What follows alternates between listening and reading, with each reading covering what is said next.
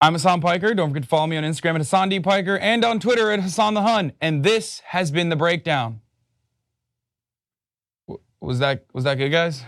Okay. Not enough hashtag use.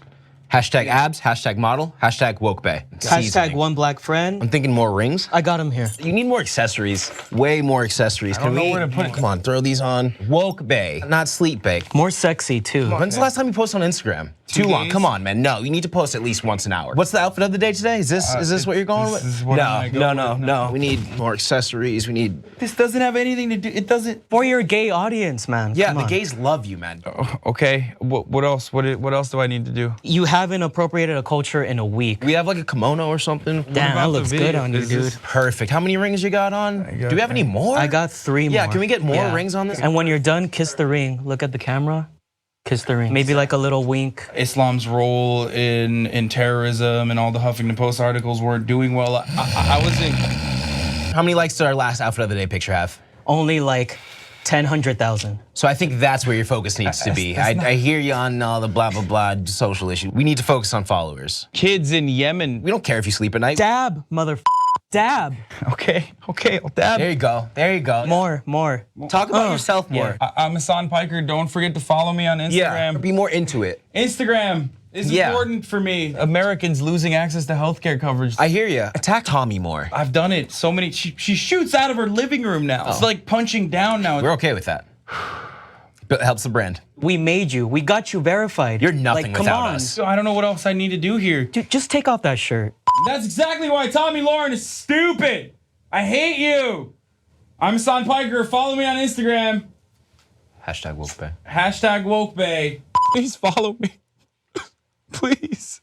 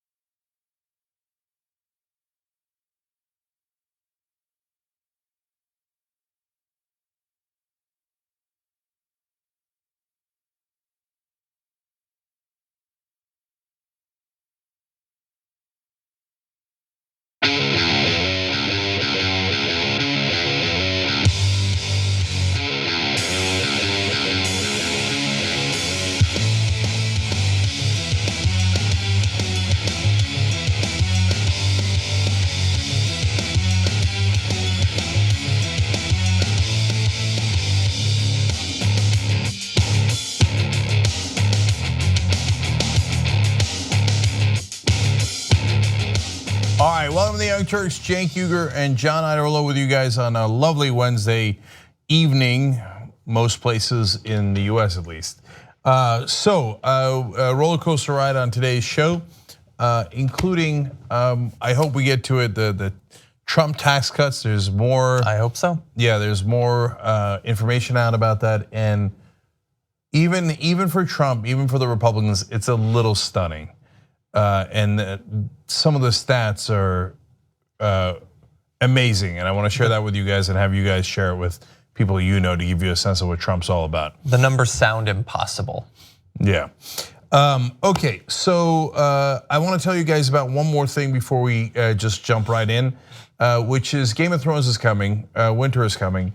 So what we're gonna do, it's one of our more popular things that we do on the TYT network.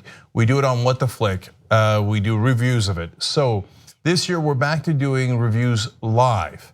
So we will be watching the episode with you guys. That's at 9 o'clock Eastern, 9 p.m. Eastern. It starts this Sunday, and so we'll watch the show together. You'll be watching at home. We'll be watching here. We can't show you the screen, obviously, but you'll see our reaction in the famous Oberyn versus the Mountain. That was a bit of a legendary reaction.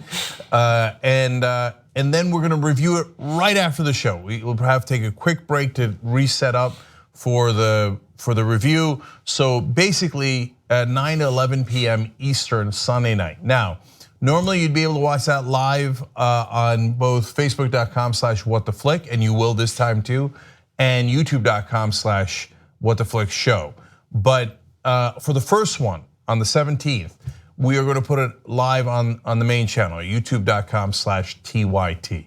Okay, so everybody check that out. It is going to be bananas, and all of our rowdy friends here, some of the top hosts of the network, all participating in the Game of Thrones reviews, which starts this Sunday at 9 o'clock Eastern. Yeah, not only is it gonna be awesome and much anticipated, it's been far too long since last season, but I think especially with what's happened since the last season in our country, we need it.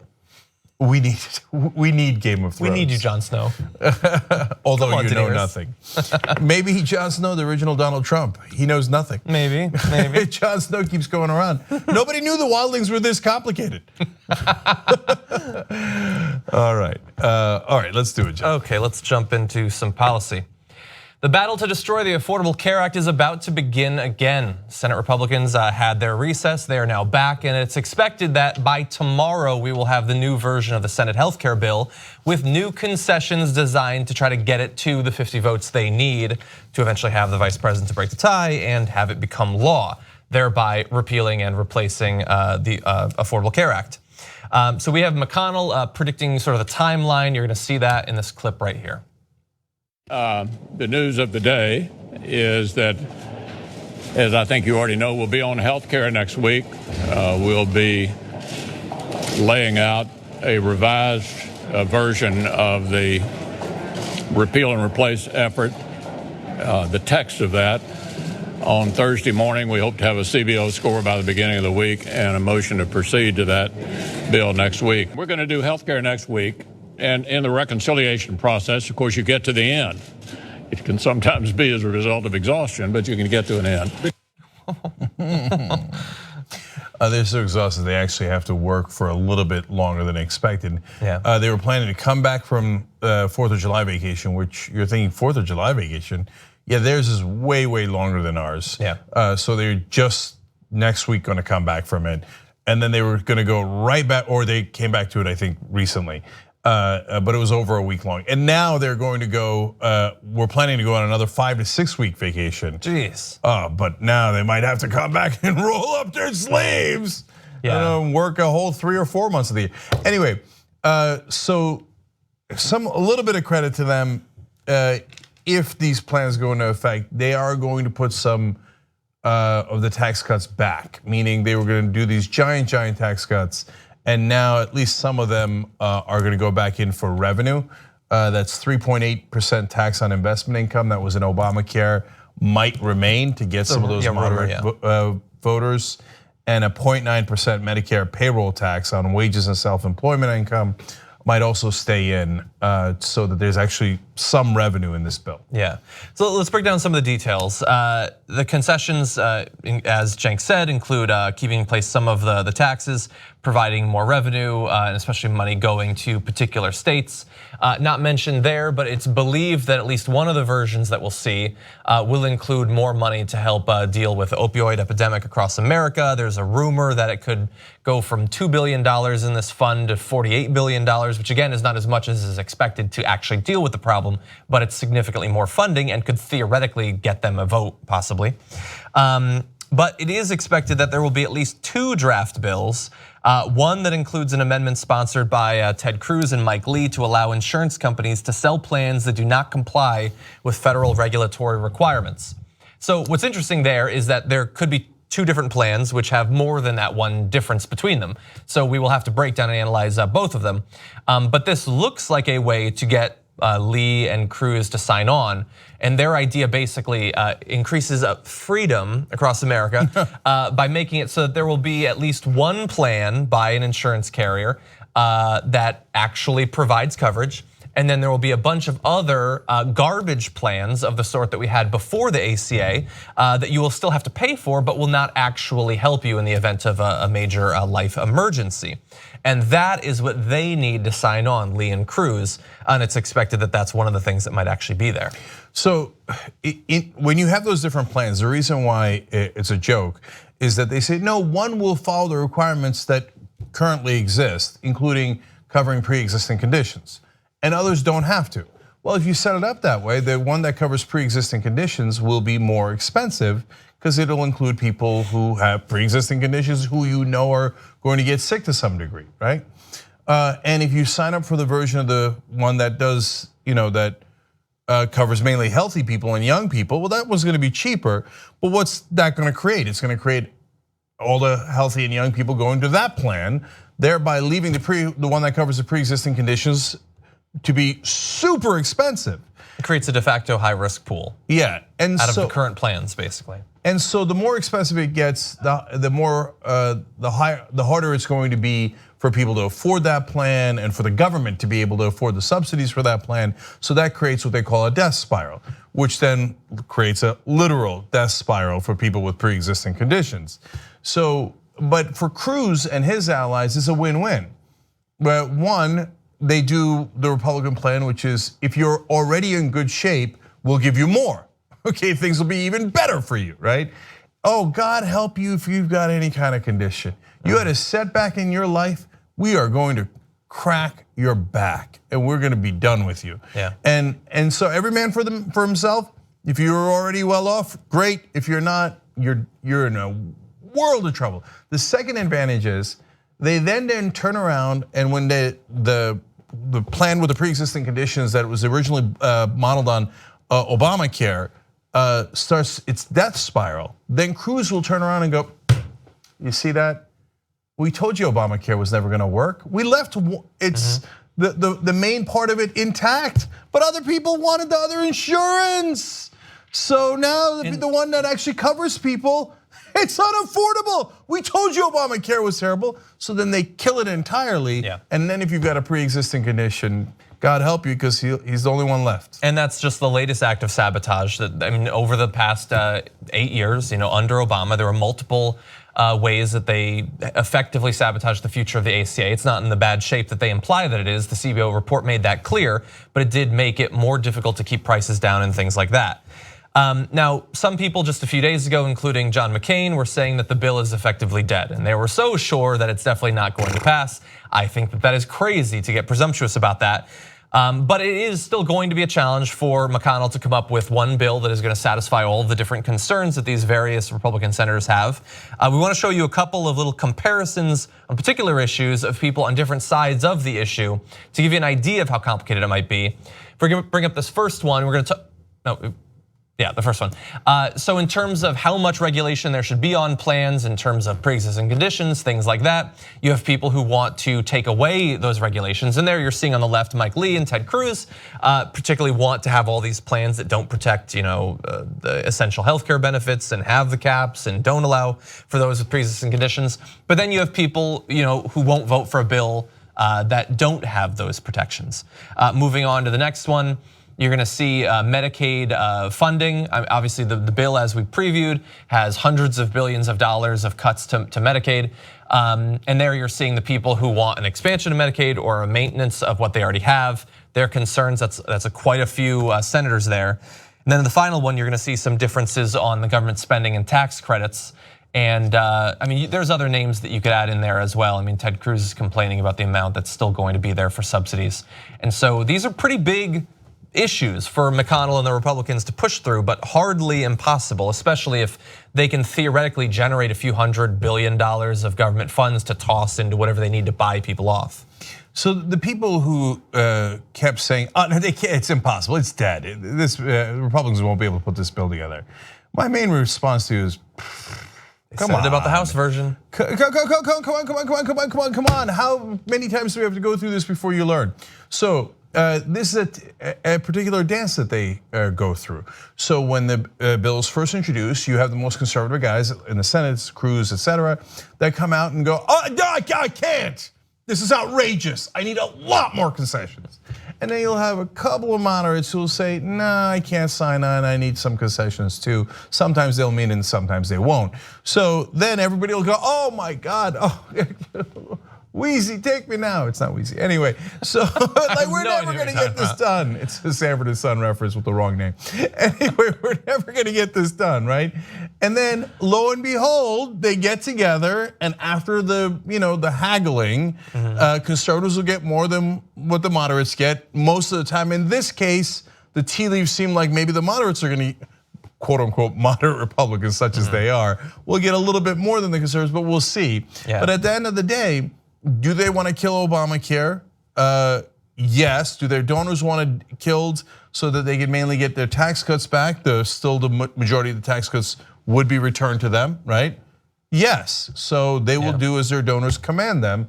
And so like, I kind of hate the soap opera of it. Yeah. So please spare me all the things about like, oh, it can't, it will, oh my God. As if they have honest, principles and they're trying to negotiate over principles. Well, no, their donors are negotiating, and overall they're all gonna make hundreds of billions of dollars by repealing Obamacare, so very, very, very likely they will. Look, maybe you're right about the Senate. I think it's all a big sham because Trump already said he won't vote for a bill that doesn't have heart and everybody needs to be covered. So like all this Senate stuff, what are we wasting our time for? Yeah, now look, the CBO is gonna get both versions of the bill. And what I think is a little bit scary is that, so you alluded to some of the tax cuts. They might theoretically keep a few of the smaller ones in, others they might keep them for a few years. And what that seems designed to do is to effectively trick people with the CBO estimate, because the CBO estimate will now have 5 years of the taxes still being there. So that'll change the numbers quite a bit, make it look better financially. But those tax cuts will still go away, or the taxes will still go away eventually. We're simply postponing the horrific outcome that we saw in the earlier version of the CBO report. But it might fool some people in the mainstream media and some Trump supporters into supporting this bill. This bill, again, the least popular piece of legislation for something like 3 decades. Yep. So can we show one thing just for 1 second, just because JR cut this, and I think it's just amazing. It's about the August recess. We talked about it earlier, but look at what Mitch McConnell says here. Also, due to this unprecedented level of obstruction that we've been experiencing, for example, you may have noticed we had to get cloture yesterday on a district judge in Idaho. I think as of June 28th, there were 178 presidential nominations up here and only 46 confirmed. Therefore, we will be in session the first 2 weeks of August that we had originally anticipated not being here. We will be here as a result of all this obstructionism. Don't have enough time to address all of these issues between now and the originally anticipated August recess. Can you imagine, Cenk, how frustrated you must be as Mitch McConnell when those bastard Democrats obstruct and stop you from getting an important position on a court like a district judge in Idaho? And not being able to get the judge that you're owed? Can you imagine the obstruction that it's delayed? You eventually get it, but it's delayed. What could be worse? Maybe if you broke the record on obstruction, as Mitch McConnell did with his filibusters during the Obama administration, and maybe if you blocked a Supreme Court justice rather than one in Idaho, and you blocked it for so long that the Democrats eventually didn't get it, that might be a little bit more of a record of obstruction. So maybe. Look, this is what the American people get super annoyed by. That's why they don't like politicians, and I think it also implicates the media a little bit. So Mitch McConnell, look, even the Republicans, even your voters have a gut sense that you're full of crap, that you were the guy blocking Obama every step of the way. So when you come back out like you didn't do that and you didn't break the record on filibusters, and you're like, can you believe the Democrats are doing obstructionism? You look preposterous. You look like a fool. And it makes all politicians seem like they are greasy liars. And by the way, the Democrats flip over often as well. Don't get me wrong. Like, oh, I can't believe they're doing obstruction to us, and then the Republicans get in office. Look, I would retaliate too, but they do, and then they go from obstruction is terrible to obstruction is great. And so I would just be honest about it. If I'm the Democrats, I'd say, look, these some bitches broke the record on obstruction, and they took Merrick Garland away from us. I will obstruct them to no end. I am going to try to top their record on obstruction. I'd be honest about it. And for McConnell, I think they'd respect you more, including your own voters, if you came out and said, look, when Obama was in charge, we hated him, so we try to block everything he does. So I understand the Democrats are trying to block everything we do, but we have the majority and we're gonna ram it down their throats. I don't care what we did in the past. Yeah. Then you know what? Republican voters were like, oh, that sounds strong. Hypocrite, who cares? We're used to that anyway, right?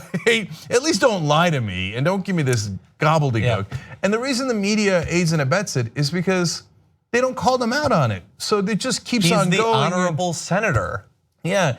Anytime he does that at a press conference, they should be all over him. Didn't you break the record? Didn't you break the record? Didn't you break the record on filibusters? Didn't you block Garland for a year? How could you say that with a straight face? That is an unbelievable thing to say. Instead, nary a peep. Yeah, they get away with it. Okay, let's turn to slightly different news. As we predicted on last week's Power Panel, the largest iceberg in human history has now broken free from Antarctica, tearing itself off of the Larsen C ice shelf. It totals about 2,240 square miles, about the size of the state of Delaware, and its volume, 40 trillion cubic feet of ice, or 1.1 trillion tons of ice, is twice that of Lake Erie. So it is now broken free, as it had been expected for several months that it eventually would, and is now floating off to God knows where.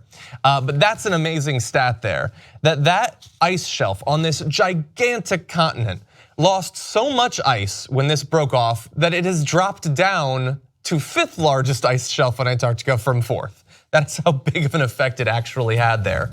And that is now floating off, where it will cause problems potentially near South America on shipping lanes and things like that. But certainly is, I think, a bad sign for the direction our planet is moving, or that we are moving it in.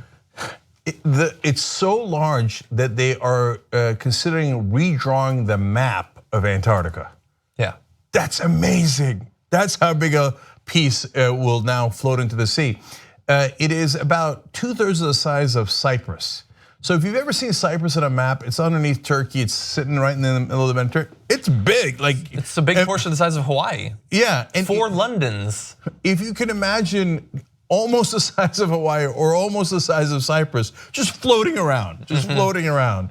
And Trump's going to build a hotel in it. Look, if he has a connection to the president of Antarctica, trust me that he'll try, and he'll send Don Jr. in there.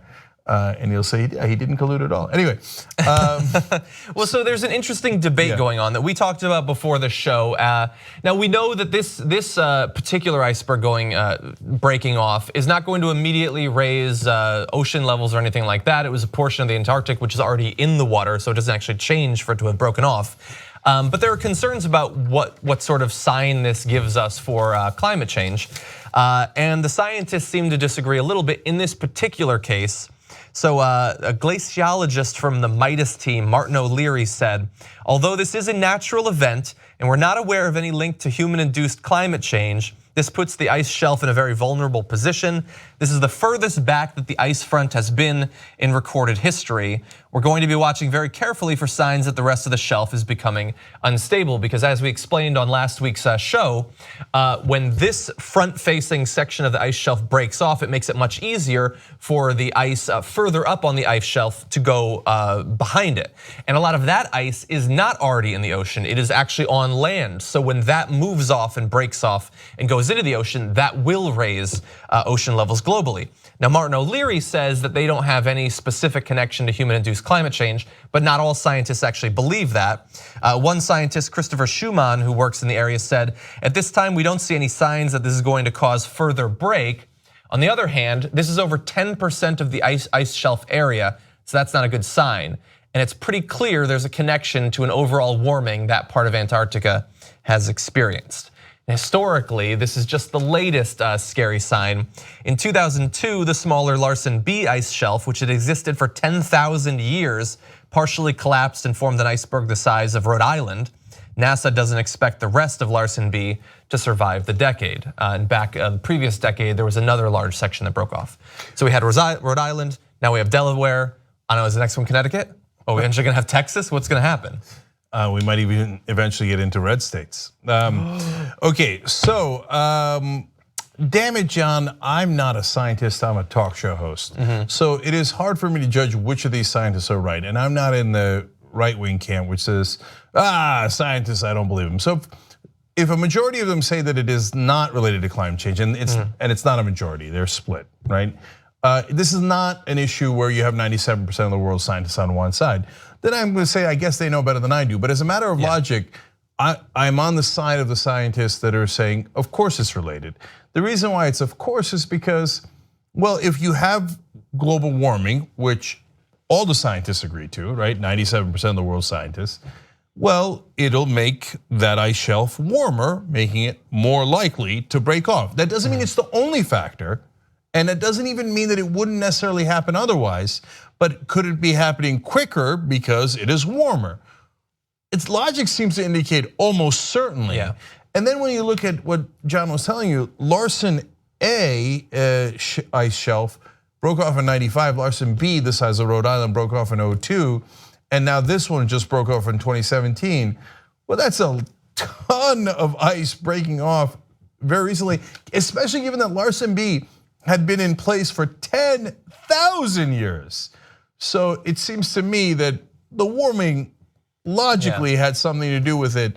And obviously some of the scientists come out on that side. But it's just a little less clear than most of the climate change issues. Yeah, I would not call myself an expert yet, although I am working on it. I've studied it quite a bit, both when I was in academia and more recently. I think that the stance of a lot of scientists is less that it has nothing to do with human-induced climate change, and rather that it's difficult to point specifically the connection. It's more, I mean, they do the same thing when it comes to natural disasters, storms, and increased size and frequency and intensity of hurricanes, that you can't say that this hurricane would not have existed if not for climate change, but you will see more hurricanes of a particular sort. I think that, and also by the way, and this is the thing about scientists that the right wing knows nothing about, scientists for the most part, aside from a few, are far more humble than they should be about both their expertise, but also about what their data has shown. And so they're very slow to claim a connection until repeatedly peer-reviewed studies have shown it. And so I think that they're being a little bit careful here. I don't think that many would say that there is no connection. Yeah, and so if all they're saying is you can't know for sure if this particular hurricane is connected to global warming or this particular ice shelf breaking off, then sure, of course we agree with that. In that we don't want to Inhofe it, like, I still have a snowball, so there must be no climate change. There's hurricanes, so there must be climate change. No, of course not. There's hurricanes before, ice shelves have broken off before. The question is the severity, the degree to which it's happening, and the speed at which it's happening. And so logically, I think most scientists agree that it has contributing factor to it. They're just being overly cautious in our interpretation, the best we can tell, in saying you can't tell that it's the proximate cause for this particular ice shelf. That's my belief. Which is fair. Yeah. All right, you want to take a quick break? Yeah, why don't we take our first break? All right, let's take a break. When we come back, fear not, we do have Trump news. It's coming. Still a little bit off, but it's coming. Yeah, and we also have more general Republican hideous behavior. That's also coming up. Got some locker room talk for you. Yeah, no handcuffs. Could you imagine one whisper of a dream when you actually see handcuffs on at least a Trump? Tiffany. God knows what she's up to. Anyway, we'll be right back.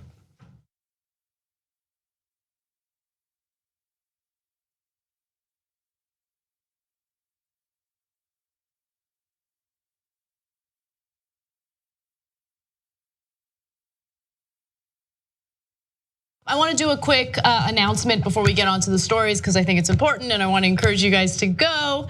All right, so TYT will be at Politicon this year. The dates are July 29th and the 30th. And I'm actually extremely excited. In the past, when I've done Politicon events, it's always been panels. Last year I did that panel with a number of anti-Bernie Sanders people, and of course it was a lot of fun because I was the only one on there that supported Bernie. But this year we're gonna be debating people. Debates are gonna happen. Can I just say, if you missed Politicon last year, that was a mistake, because Anna's panel alone was worth the price of admission, because they love balance. They love talking to the press about balance, right? Right. But all of a sudden, there was only one Bernie Sanders supporter and wall-to-wall Hillary Clinton supporters. Yes. Okay, yes. Including a lot of the people you see on TV. And she mauled. The entire crowd was on your side. But look, it's not just that you kicked ass. It's not that just the crowd was on your side. It's that if the crowd, even if like it's unfair because the crowd is all Bernie Sanders, then maybe you should have a couple of Bernie Sanders panelists, right? Right. But they didn't need it because they had Anna. Well, and it was a fun discussion, and I really enjoyed it. But this year is also going to be a lot of fun. We're going to get involved in a number of debates. Cenk, who are you debating? Oh boy, here we go. Buckle up, everybody. You asked for it, you're going to get it. Ben Shapiro. Okay. Bloop, bloop, bloop, bloop, bloop. All right. Right wingers have been asking for quite some time. Come and see. All right, and I will be debating Ann Coulter. Damn. Ann versus Anna. Anna versus Ann. It's gonna be fun. I can't wait.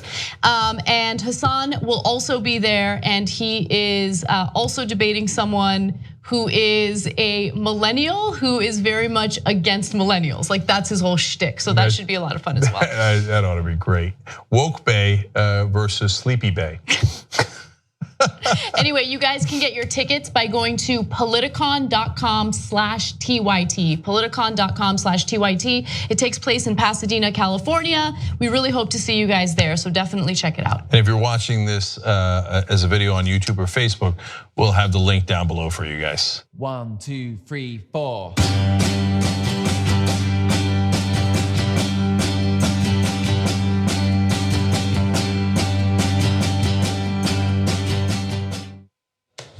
There's always these weird cream cheese options. I can never just find the plain. What about salmon? Do I look like a grizzly bear? Here, try this veggie. Where's the plain? Where is it? You're more of a grape drink kind of guy, right? Or try this mouthwash. Where's the plain? Do you like sexual healing? Where is the plain? Where's the plain? Where's the plain? Where is it? Where's the plain? Dude. Anna Rasparian. No, I want the plain. Supervisor!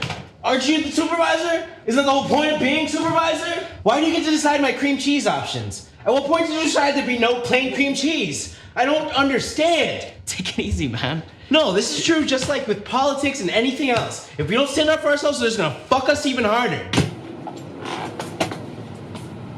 You're not gonna believe this. They kicked me out of the kitchen.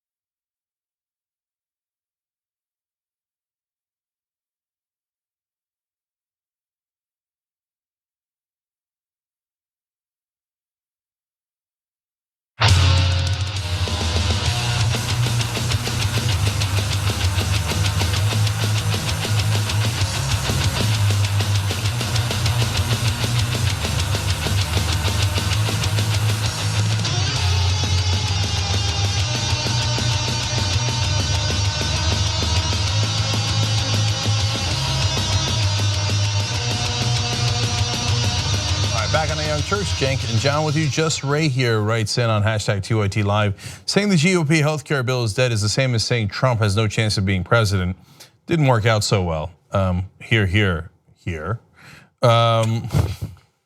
Just comes out. All right, John Seal says, Trump, the iceberg is Obama's fault. Wait for it. I saw someone tweeted that the Chinese broke it off Antarctica as a hoax. It is a very elaborate hoax. Or someone, 400-pound guy in his basement might have done it. Maybe. Nobody knows. Control Left writes in, oh, please, please, please, let it hit Mar-a-Lago first. Iceberg, straight ahead. Okay, anyway. And then finally, RDGP writes in, I don't know if this is technically a haiku, but it's definitely a poem. The TYT CEO is Jenks. He seeks to break up banks. Through his activism, he fights corporatism, and for that we give him our thanks. Damn. Isn't that a limerick? Top of the morning. Let's ask Francis when he gets back. Okay, he's Scottish, not Irish. Although I don't know where limericks come from. Okay, all right. Well, RDGP, that was really nice. What am I doing? That's a poem, dude. T-shirt. Oh, we're bringing back House TYT. We just decided. Is that a T-shirt I see? Yeah, we're gonna bring back House TYT T-shirts for Game of Thrones. Very likely, not official With the decision. lizard. I'll be like Trump. We're gonna be announcing something soon. It's gonna be terrific. Okay. Anyway, go to shoptyt.com. But RDGP, you don't have to because you're gonna get a free one. Boom. There you go. All right. What's next? Okay, back into the news. Kirsten Anderson worked as a staffer for the Iowa Senate GOP, and in the office that she worked in, the as they call it, locker room talk got so bad that she and others tried to resolve the situation, tried to change the culture there, and the situation did change. She was fired. Now, that's her account, terrible, to be fair. The state attorneys defending the case don't dispute all of her accounts of lewd behavior in the office, but contend she was fired after months of problems with the quality of her work, which I believe they cut and pasted from some of Fox News' explanations as to why they let some of their women go. But anyway, let's get into some of what she alleges took place, some of the quotes that she heard, because this stuff gets interesting, a little bit funny, and a little bit rough. She said that conversation and jokes were always free-flowing, which that sounds fun. by itself sounds fine. No problem. Anderson said that she was friends with senior analyst Jim Friedrich, but she and other women were bothered by taunts and teasing from him about their sex lives and other lewd and racially insensitive topics. So man, he's really fitting everything in there, geez. Yeah, it's starting to be problematic here. A little bit. Yeah, I mean, the racially insensitive stuff, God knows where that's gonna go. And asking about your personal sex life, no, that's out of bounds. Taunting you about your sex life. Yeah, further out of bounds, clearly out of bounds, but let's get to the more details. Okay, she says sometimes we would even yell, I mean really yell at him to stop. It got to the point where we would even yell, how would you like it if we said these things to you? And his reply was either laughter or, I don't care, you can say whatever you want to me, which I knew before reading it would be his response. Yeah, because that would be most men's response in this case, because men think in a particular way, I guess. Yeah, it's the least effective thing you could do to a person who's either sexually harassing you or taunting you in some other way like that. Well, how would you like it if I did it to you? That's all he wants. That's literally the only thing that he wants. He's basically saying, please talk about my sex life. He wants it so bad that he's willing to risk a sexual harassment lawsuit to get it. Yeah. So that's not very effective, but yes. Now there is more. Yes. Anderson recalled one incident in which Friedrich showed her a naked picture of reality TV star Kim Kardashian on his work computer and asked her what she thought. She doesn't actually say what she thought. At other times, Friedrich would announce a quote hot chick report and summon staff in the office to look at women walking by outside his window. Which, okay, so he says hot chick alert. It's a little bit weird for a grown man to say that. Theoretically, people go to the window, okay, that's a little bit weird, but he's summoning people to the window, it says, to look at hot chicks walking by. That's a little weird. Okay, so let me tell you the things that I think are acceptable. And there will be more, by the way. Yeah, so if you worked on Pop Trigger on the TYT network and your job was to cover entertainment news, looking at naked pictures of Kim Kardashian are completely within your work context. It's a responsibility of yours. You have to. I think there's some point to be made that it's part of your job. That's what Brett told me. Yes, if you're working at some state political office, That has nothing to do with your job. No. And it is textbook sexual harassment to go around to women being like, look, check out this naked chick. Yeah, look, everybody, naked chicks, right? So no, you can't do that. But still, I don't want to minimize it, but that's the least of his problems. Yeah. You can't run into an office and be like, hey, everybody, check out this hot chick that we all want to stare at. Like, you couldn't do that in a normal office, let alone you're at a political office. Yeah. Like, you're supposed to be representing the people of Iowa, and meanwhile, you're like, hey, everybody, I found somebody that I'd like to leer at. You guys want to leer at him with me? Yeah. No, not acceptable. And I would say then even worse is directly taunting and teasing about their sex life and trying to get involved with it and talk to them about it. Yeah, in fact, we have him on tape if I could just play that real quick. Please forgive me if I'm being personal, but tell me about your sex life. How did you remember you had that? Because think about it, if you're a staffer, you're Kirsten Anderson, you're just trying to move up in your career, this is probably not where you see yourself ending, and this guy that theoretically has power over the rest of your career is taunting you about your sex life. So what if you don't play along? You don't think it's at least reasonable to think that the woman could be worried about what effect that could have on her career? Of course she's going to. Yeah, look, let me give 2 more pieces of leeway to guys. And then, I don't know what degree of trouble I'll get in over this, but so if you try one thing and because you're not sure, hey, maybe you want to date somebody at work. Now, by the way, I believe that's perfectly okay. It depends probably on the state that you're in, right? But you ask them out or whatever, and then they say no, and you let it go.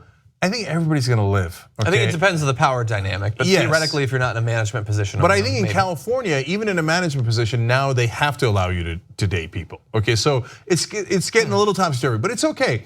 But if you then persist, knowing that they're not interested in that kind of talk, whether it was a joke, you asked them on a date, whatever it was, and you continue to persist, dude, that is, again, textbook harassment. Don't come back and then go, how could I have known, right? Yeah. You could say, how could I have known in the first joke, or but you can't say it on the 3rd one or the 18th one. Especially when they're specifically complaining and in their words, yelling at you to stop.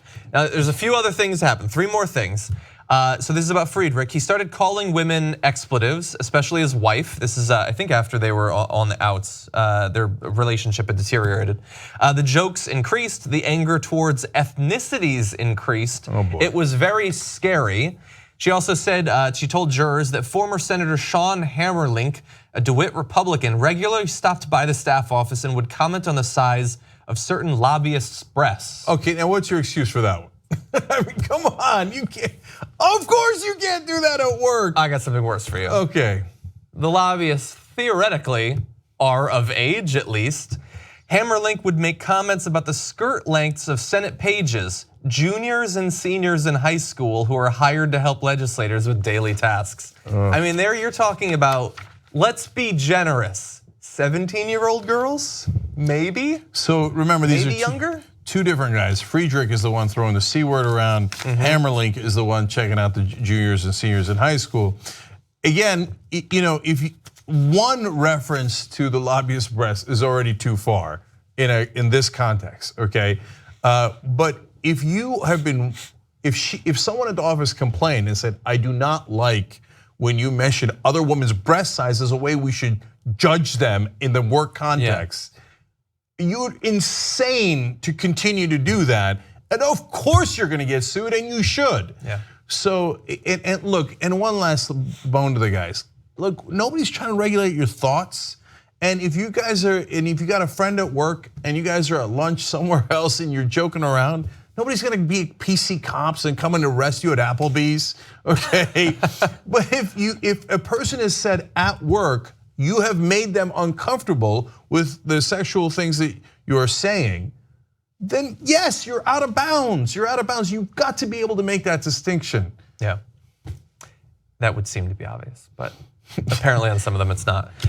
Family values. Yeah, I was just gonna say. Family values. They value large-breasted lobbyists. That's the particular set of family values that they have.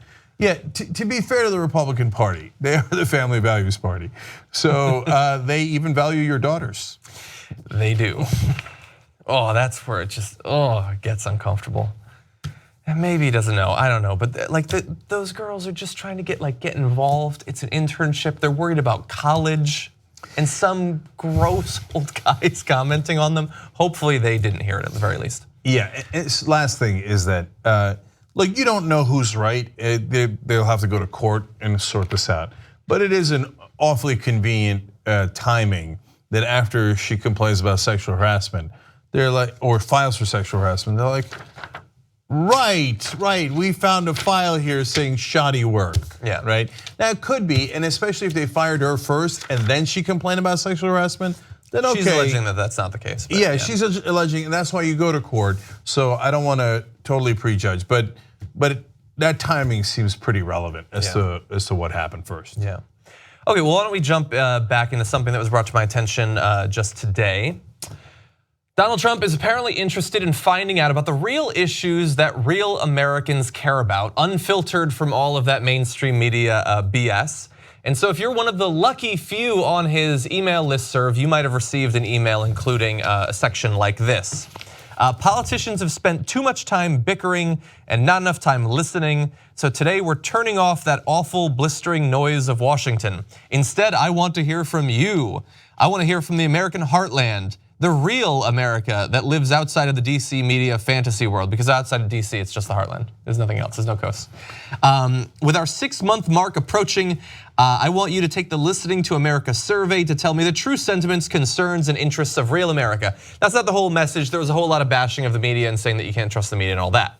But then you click on the link and you go to this survey. I think that we can help him out here in just a second, but I want to give you an idea of the sort of questions that are in this survey. Some of them are, sort of normal things you expect from a right winger. Have excessive government regulations, rules, and red tape burdened you personally? Probably not, but okay, they want to find out more about that. Do you think universities today indoctrinate rather than teach students? There you're getting into slightly more questionable territory. Do you trust the media? Wow. Well, we know that they probably don't if they're on his listserv. Do you find the news to be generally too negative/hateful? They love that hateful media. Yeah, so it's called the Listening to America survey, but what this is a classic push poll. Yes. So a push poll is designed to get you to try to get you to think one way while posing it as a question. So in the old days, you would have had half of these questions with the Republican Party anyway, you distrusting the media, etc. But the Trump team adds extra words to it like, do you find the media to be hateful? They wouldn't say that in the past. Now though, Trump's like, oh, they're only criticizing me because they hate me, right? So they're taking that Trump talking point and pushing it through their poll while they're trying to figure out what you want. While they're listening to you. No, the whole point is to talk to you. Yeah, and some of it, again, seems to be leading in that direction. Do you feel that you cannot publicly admit that you support Trump? Although that one's an interesting question. It's an interesting question. I think there should be a bit of shame, but that's fine. And they're certainly going to lead to more people feeling like that after seeing the question. English is currently not recognized as the official language of the United States. Do you think it should be? So this, again, this is about the real issues that real Americans care about. But it's not just questions. There is actually an opportunity for the people who do this survey to write back. So if you bring this up, you're going to see there's a text field there. What else do you think the president needs to know about the real America? We're listening. Now, the interesting thing about Trump is that he doesn't seem to know much about anything, especially America and the issues that matter to it most, considering what he's likely to do on taxes, his approach to climate change, what they're doing potentially to healthcare, even as we speak. And so look, he wants to ask about English as the official language and whether all the media shouldn't be trusted, but there are some big issues out there. And theoretically, if you go to GOP.com/listening to America surveys, we're gonna put the link right there, you can fill that out. And we can give him some suggestions for real issues that he should be focusing on. What he needs to know about real America and not just his portrayal of it on Twitter. Yeah, so these are meant to be touch points on cultural issues that actually don't have anything to do with your life, but that get to the core of your identity and make you emotional. So how many times have you had a real issue with English as the official language? I've had it sometimes. When I'm in Miami, I do get frustrated that at least 50% of that particular city speaks Spanish, and some percentage speak only Spanish. So I have trouble communicating. Now, it's not my country, it's not my city solely, right? I love Miami, but other people live in it, right? So they know, they speak Spanish, I speak English. You could say that's a sad day for me, sad day for them. I don't want to dictate that that's the official language. But my point is, even if you are from time to time frustrated by it, as I am, I wish we would all speak one language, but that's a wish, right? That is a minuscule issue. It has happened to me in my life, particularly because of Miami, what, 7 times, right? And if you live in Kansas, how many times did it happen to you where you're like, there we go again with Tagalog. Yeah. I need English here. Everybody here is speaking. Always Urdu. Urdu. I can't, if I hear one more person talking Swahili, I'm out of here, okay? I'm gonna move out of Topeka. So this is not a real issue, but it gets you to go, America's supposed to speak English, man. That goes to my identity, I'm angry. I don't know what I'm angry at, but I'm angry. But in terms of what actually affects your life, Jesus, whether you know how high your premium is, your copay, whether you have health care when someone in your family gets sick, oh my God, that is monumentally important. Totally. But the point of these so-called issues is to distract you from that. And part of the reason that people do distractions, and they do it like in a heist, for example, is so you don't see them taking the money out from the other end of the building. Yeah. And so the tax cuts that are coming are so gigantic and so exclusively for the rich that they want you to worry about things that don't matter at all while they pull off that heist. Exactly. Yeah, we got to take our second break, but when we come back, we do have 2 more stories. One of them will be breaking down those tax cuts, giving you some of the fabulously large numbers there. So don't go anywhere.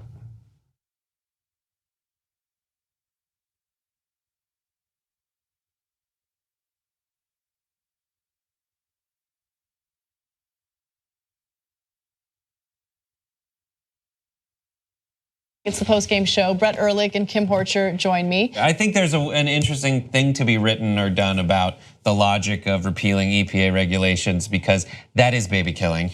Yeah.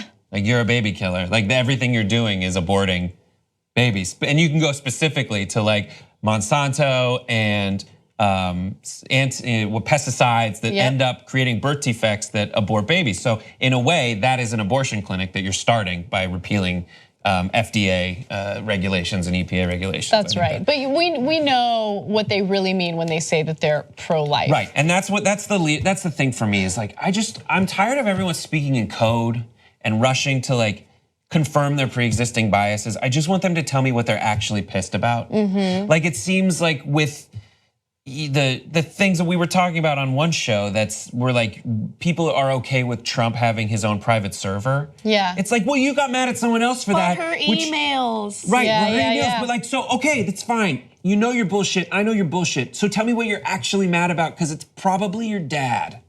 Yeah. Like, it's probably your mom and your dad, and that's why you're mad. And it's created this crazy shit from this probably very personal relationship you have with your parents. And I get it, and you're angry and frustrated, and you're talking in strange codes and giving certain people passes and other people not. You read headlines and articles in this sprint to find some way to confirm what you already believe. Yeah. And you stop when you get it, and you don't read the end of it. Like, I get it, but tell me what you're actually mad about. Okay, you know what? This is a good therapeutic exercise to close out the postgame show. Why don't we each state what we are the most angry about? I'm the most angry about boycotts right now.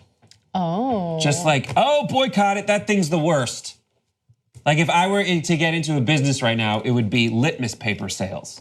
Because everyone's like, litmus test on that, fuck you, boycott, delete. Yeah. And it's like, read the history of boycotts, which ones are good and which ones are like, you weren't gonna buy that shit anyway. I am angry about willful ignorance. I am angry about throwing away data that we have applied intellectual power to for a reason. I am tired of the rejection of intellectualism or deciding that intellectual people are elitist or somehow they think they're better than you. Maybe they are, they know things, and you should try to know things about something.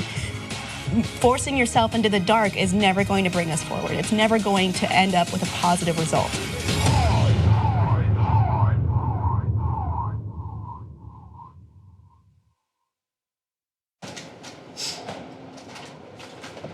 Hey, Elle, I can't remember. Is there a specific blur we use for Miley Cyrus's butthole? Is it like a Gaussian or a mosaic or a compound?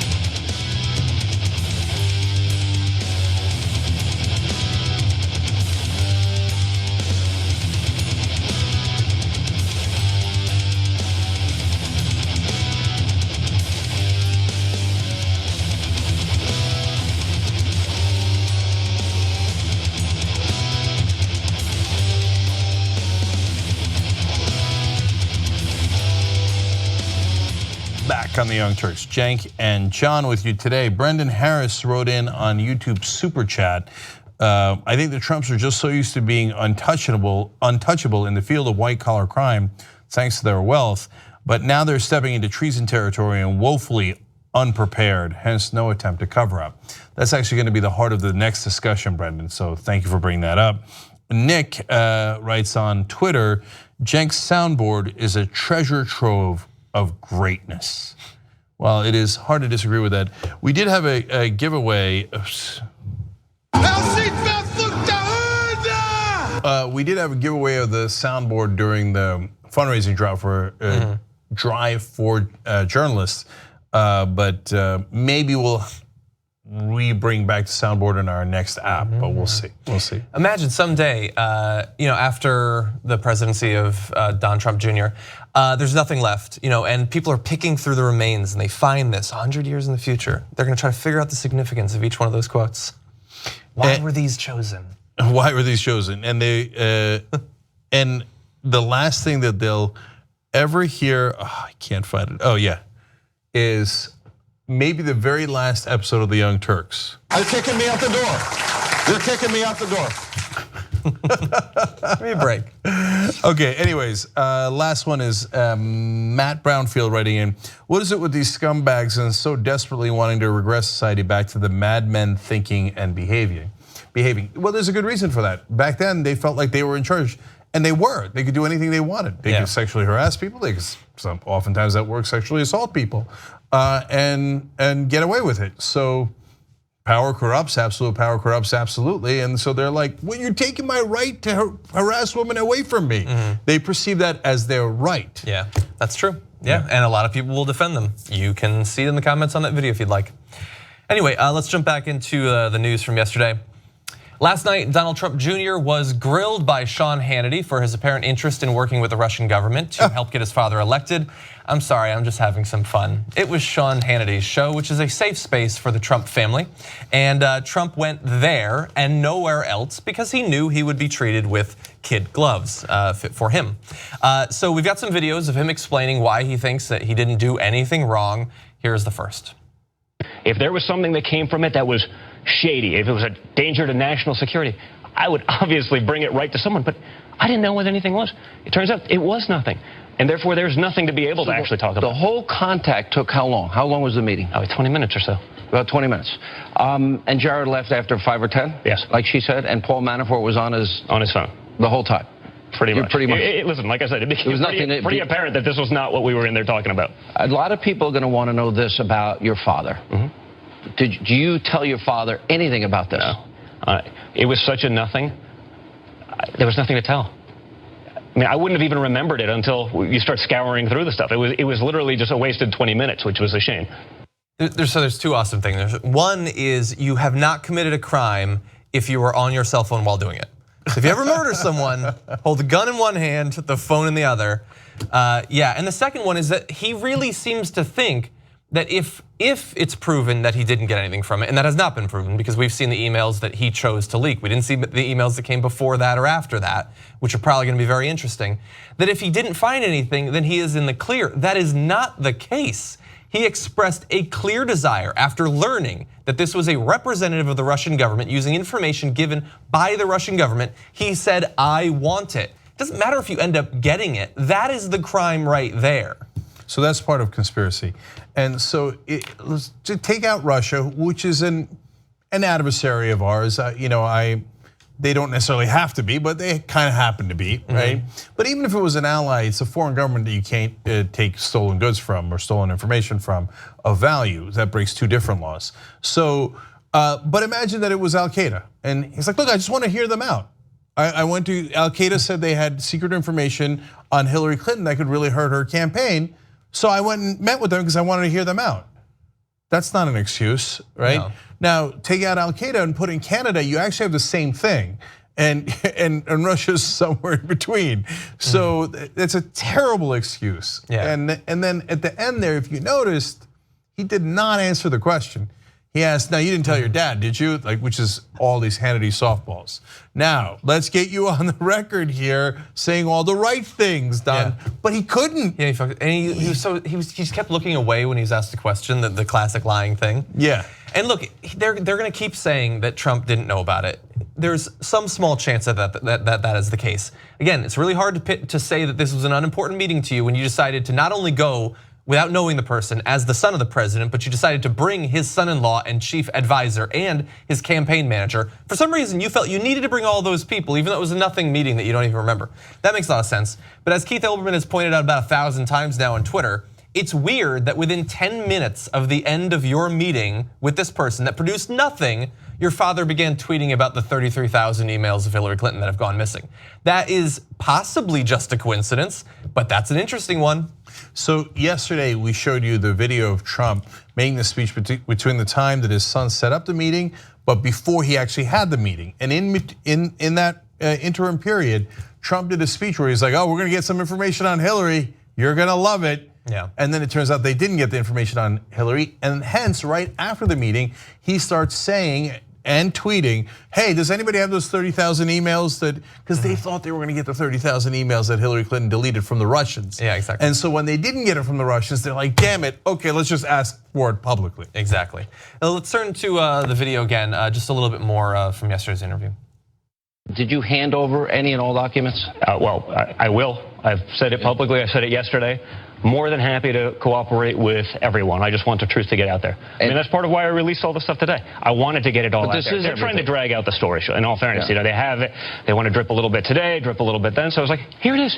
I'm more than happy to be transparent about it, and I'm more than happy to cooperate with everyone. So as far as you know, as far as this incident is concerned, this is all of it? This is everything. This is everything. Started by saying there are more documents, being clear there. Then saying they want to drag it out and drip and drip and drip, and thank God that they did.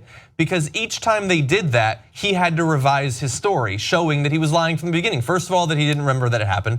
Then that it was about adoption, supposedly. Then that it was just about information was offered, but I had no idea who it was from. And then it became clear that he knew exactly who it was from, and it was from the Russian government. If they had just done the whole thing at once, we would not have gotten the clear trail of lies from Donald Trump Jr. So one of the things that I'm pissed about this story is that we made a master graphic here that accidentally makes Sean Hannity and Eric Trump look cool. Yeah. Okay, Donald Donald Trump, you really can't make look cool. Okay. Eric Trump has never looked that cool. Yeah, Hannity's never looked that cool. So, but yes, to what you said, John, clearly, I mean, he's such a bad liar. He says, have you released everything? I will. Yeah. And then later, it's everything. Dude, keep your lies straight, you're so dumb. But by the way, also, and I know that the right wingers watching this are gonna hate this, look at the don't call it white privilege if you want, call it rich privilege. You're facing potentially multiple criminal issues right there. I'm happy to work to resolve this issue. No, you have to work to resolve this issue because you might well have broken the law. It's like, I would love to talk to the police about this if necessary. No, you need to because you're an idiot and you got yourself in this situation. However, there's more to this prevent defense than just Donald Trump going on state media last night. You also have these reports being released by the Washington Post about what's gonna happen to the journalists that leaked this story, or I should say broke this story. This is coming out of the White House. Their plan, as one member of the team describes it, is to research the reporter's previous work, in some cases going back years, and to exploit any mistakes or perceived biases. They intend to demand corrections, trumpet errors on social media, and feed them to conservative outlets such as Fox News, although one admits that there is an issue with this strategy, saying the meeting happened, it's tough to go to war with the facts. But some people do. Some people have been engaged in a war on info for quite a while. You can maintain that for years. Yeah, I actually disagree with that last advisor. The conservatives have been going to war with facts for a long, long time, and it's not just conservatives. It's one of the oldest propaganda tricks, which is that if you're attacked on something that is true, counterattack the messenger. It doesn't, like the substance of what happened, the meeting with the Russians, that collusion, was it a crime, not a crime, was it a conspiracy, etc. Don't worry about that. If you can just attack the messenger and smear them, it will it will confuse the audience. They'll go, I don't know, but is that guy trustworthy, the guy who broke the story? Now, in this case, Donald Trump Jr. actually leaked the emails himself. So you'd have because he knew the New York Times was going to imminently. I know, but my point is that the person who wrote the New York Times story then is irrelevant. Yeah. Because if you said, oh, you can't trust him to have accurately quoted the emails, and then you show other things he did wrong, at least you'd have a leg to stand on. But in this case, the person who they got the information from is Donald Trump Jr. So you'd have to attack his credibility, which can is we not trust difficult. him to release the information without? Yeah, well, we'll see. But they will, and they will muddy the waters, and it'll work great. Well, let's look at a little bit of that muddying the waters. So not just Sean Hannity, but let's look at the way Fox News decided to break some of this incredibly interesting information to their audience. You're gonna see this in video 7. So far, our review has identified key sections. The Crown Prosecutor of Russia met with his father and in their meeting offered to provide the Trump campaign with some official documents and information that would incriminate Hillary and her dealings with Russia and would be very useful to your father. It continues, this is obviously very high level and sensitive information.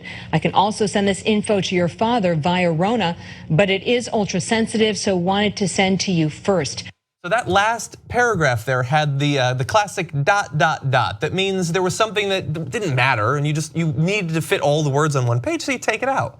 But what they took out in that ... was that this information was coming from Russia and was part of the Russian government's plan to get your father elected.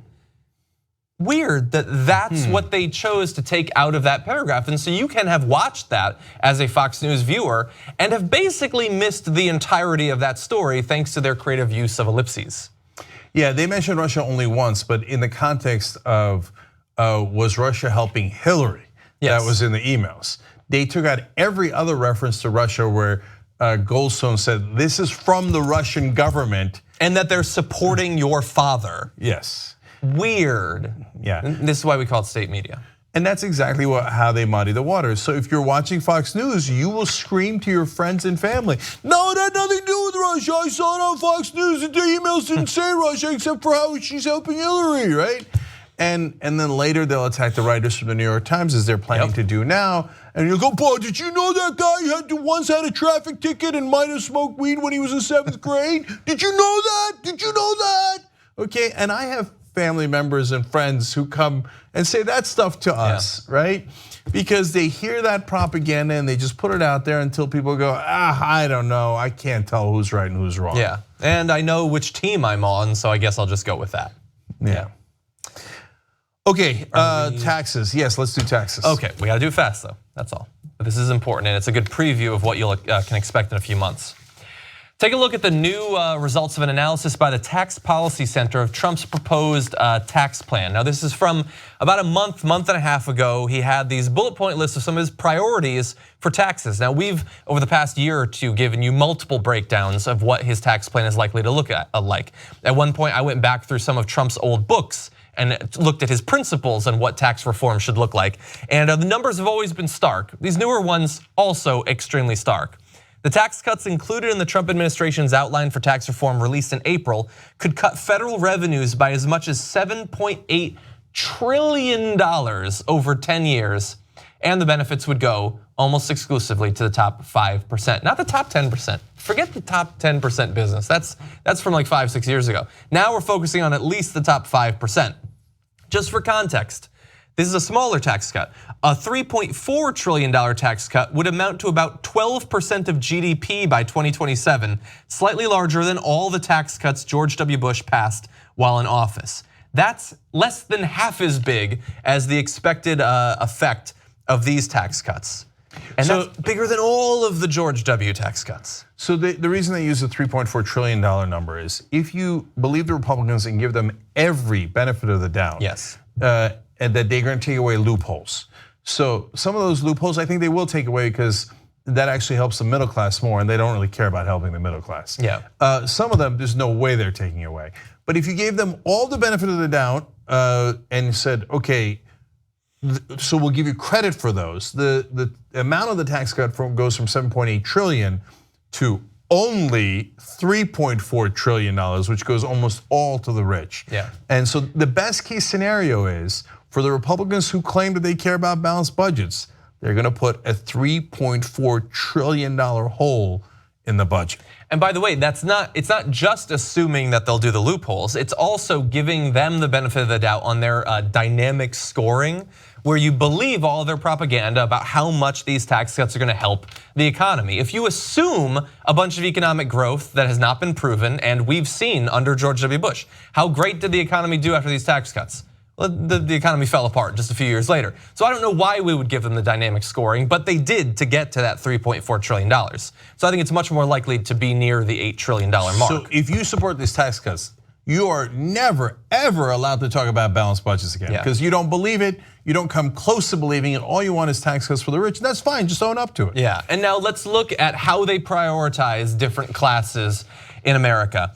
The overall plan would give the average family earning under $25,000 per year a $40 tax cut. Wow. Or a 0.3% boost in after-tax income, which look, hey, that's nice. You take your spouse out, go see Wonder Woman or something with your $40. I mean, you're not gonna get popcorn or soda or anything like that, but you can maybe see the movie in most parts of the country. Looks a little bit different for the richest Americans. The top 0.1% earning above $3.4 million a year would get an average tax cut of $937,700, or a 13.3% boost in after-tax income. They're already earning over $3 million a year, and you're just gonna toss another $1 million at them. Yeah. Enjoy that while you're at the movies. So just a little bit of context there. The top 0.1% starts at $3.4 million, right? So the reason why the tax cut is on average nearly $1 million is because it goes all the way up to the billionaires. They'll throw off the numbers a little bit. Right.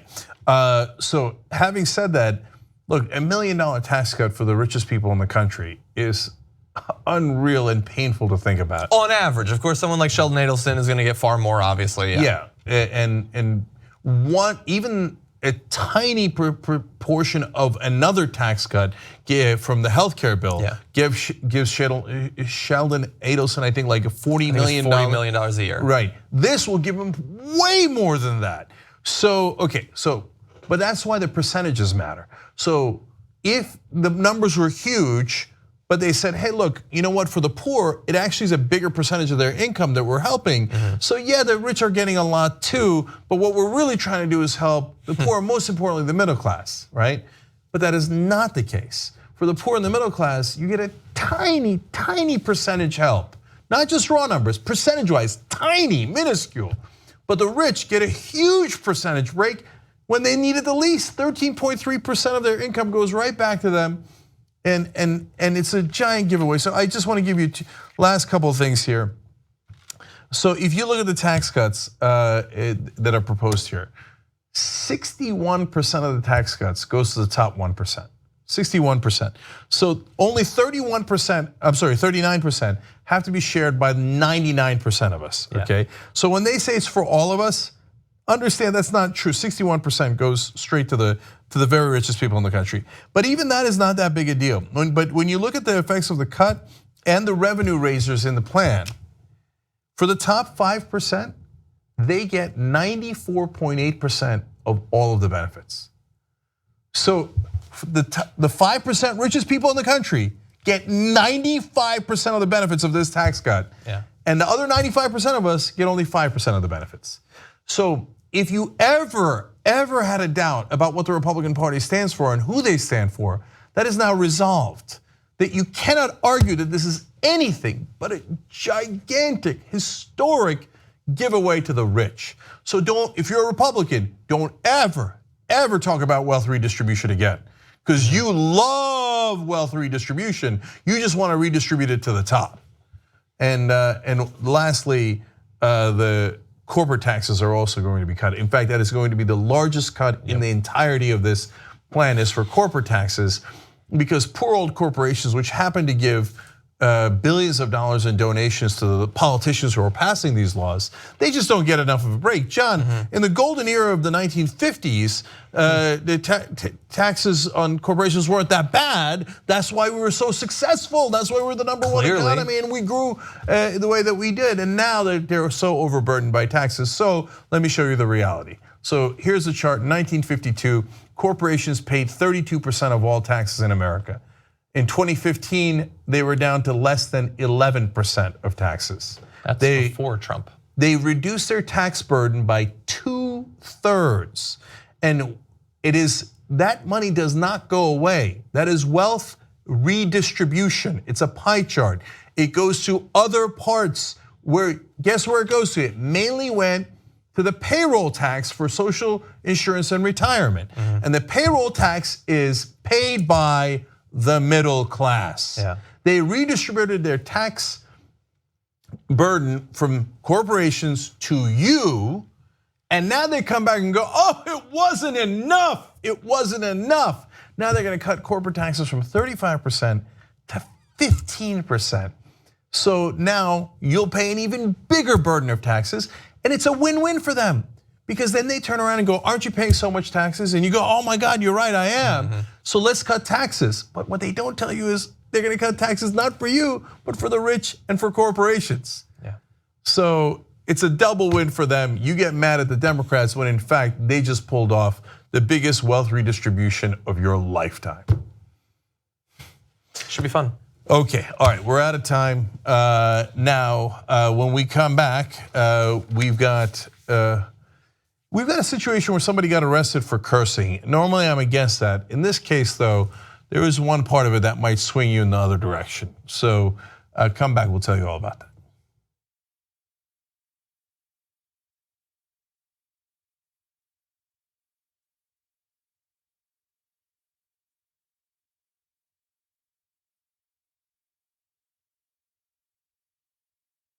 There are few things in life as exciting in a crowd form as horse racing. It is pretty awesome. It is fucking awesome. No, I went once and it was great. And a long time ago, a million years ago. Everybody's like, oh, no, I'm gonna go, and then shit happens. It's great drama. I have a system. If there's a gray horse, I always pick it. Obviously.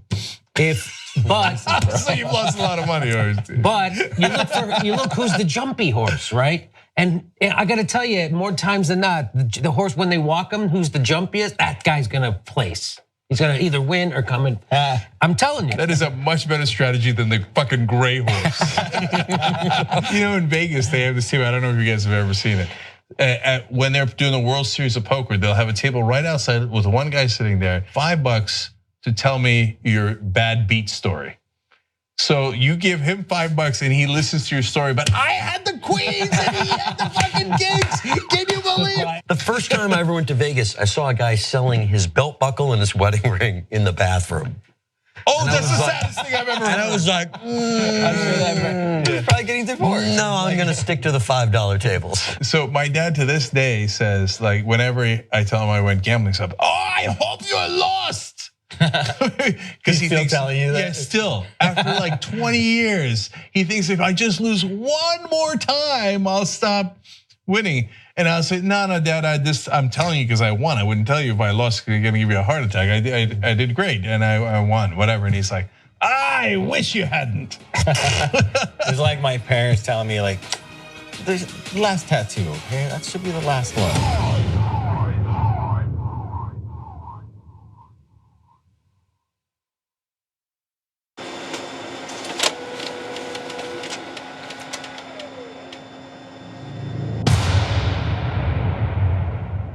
Now you guys are gonna think, especially my early behind the scenes footage, like I already went and looked at the comments in the member section.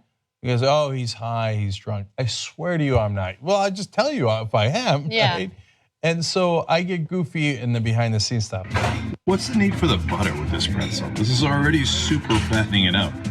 You don't need to put butter on this thing. Why'd they make me do it, Bitsy? Why'd they make me do it? Hey, I'm just saying that this is known as the rear end guy.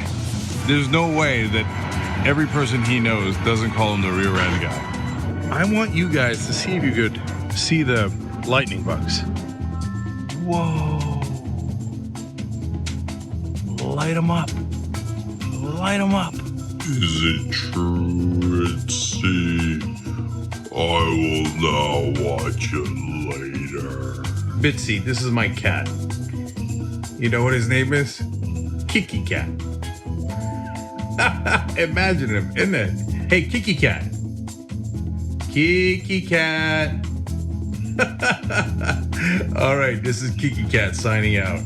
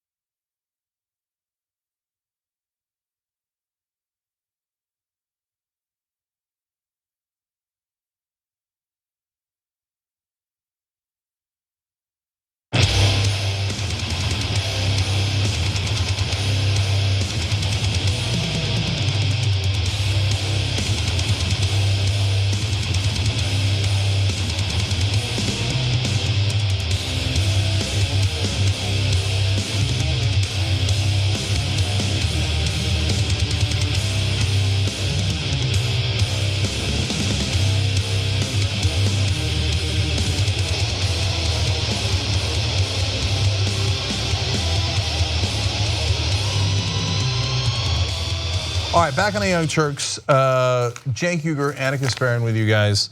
Shiroshi B writes in, Donnie Jr. is much more stupider than Donnie. Well, actually, we did a poll on that, guys. tytnetwork.com/stupid. And it's still ongoing. And right now, Senior is actually leading. 58.2% think that Donald Trump Sr. is still dumber than his son, Donald Trump Jr., who's at about 42%. So 58 to 42. I voted for Senior as well. Really? Yeah, because Jr. is super dumb, but I really think you can't get dumber than Donald Trump. No, you're wrong, because Donald Trump, look, he's the president. He's manipulative, and there's like you have to have some level of intelligence to be a manipulative person. Yeah, I mean, I understand what you're saying, and it's a different part of his brain, and the other parts are completely empty. But yeah, there's at least a case to be made, whereas Junior has no case to be made, I guess. Yeah. But on the other hand, I feel like even Junior's the one who like published those emails himself. But I hear you, but Junior could probably read more than a page at a time. So even Junior probably doesn't say, I mean, nobody knew healthcare was complicated. He might say that. Who knows? Yeah. Okay, anyway, we also have tytnetwork.com/dumb. That's who's dumber, George Bush or Donald Trump. And that one, Trump's crushing 80 to 20. Anyways, all right, now, couple other tweets for you guys. Brandon Atkins says, how dumb are you when you need Sean Hannity to lead you to the answers that help you seem less guilty? By the way, and Brandon, he couldn't even pull that off. Yeah. In a lot of ways, he continued to incriminate himself. And Diva Athens says about the tax cuts that would go to the poor under the Trump tax plan. $43, by the way, it was only 40. $43 won't buy you popcorn and 2 movie tickets. Wow, LA is totally financially out of touch with the rest of the country, just saying. No, it won't. You guys in LA, 2 movie tickets and popcorn, you're not getting out of there under $40. No way, not even close. Yeah, I think going to the movies is overrated. I would much rather watch a movie on Netflix and make my own popcorn. There, she said it. You couldn't stop her. Strong opinions with Anna Kasparian. Okay, let's keep going. Let's do a new show. Strong opinions with Anna Kasparian. You think I won't? I know you will, so I should stop. All right, we're starting with something a little different today, and it's a story that really struck a nerve with me just because you see a difference in the way that cops are reacting to someone who's acting very belligerent. So, Actor Shia LaBeouf has been in Georgia to film a new movie, and he was recently arrested for public intoxication. Now, he's had a number of run-ins with law enforcement in the past, but this particular incident was caught on tape, and it looks really, really bad.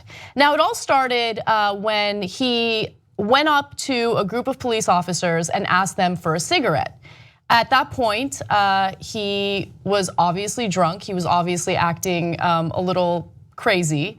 And so cops felt like they needed to arrest him. And so as a result, there were 2 videos that were released. The first video was someone filming what was going on. The second video, which was released today, was from the police officer's body cam. Now, I'm gonna go ahead and show you guys the first video so you kind of get a sense of why this stood out to me. Take a look. No, we can't talk nothing. Listen, take these I'm not the one arresting American. I pay Okay. my taxes. Get these off my arms. So we're not gonna have a conversation? No, Okay. you gonna put these off my arms, or you be fighting for it. You got a president don't give a about you, and you stuck in a police force that don't give a about you. So you want to arrest white people who give a who ask for cigarettes? I came up to you trying to be nice, you stupid. Wow. Okay, so that is actually the body cam footage that was released today, and he was speaking or addressing a black cop. Yeah. Right. What he was trying to say, inartfully to say the least, is that in his mind, he helps black people. And he's like, you have a president who doesn't care about black people. You have a police force that doesn't care about you because you're black. But apparently Shia is the one guy who cares about black people. It would have helped that cop if that cop hadn't just arrested him. But instead, by the way, he was threatening to get him fired because he's rich and powerful. No, and it actually went further than that. So dash cam footage showed him literally threatening these cops. And first of all, I want to give the cops credit for the way that they handled it, because they didn't let it get under their skin. They stayed completely calm throughout the entire situation. And this is the way good cops, react to situations like this. So enough with me talking, let's take a look at the dash cam footage. You're a fucking bitch to the end of your days, and you live that legacy.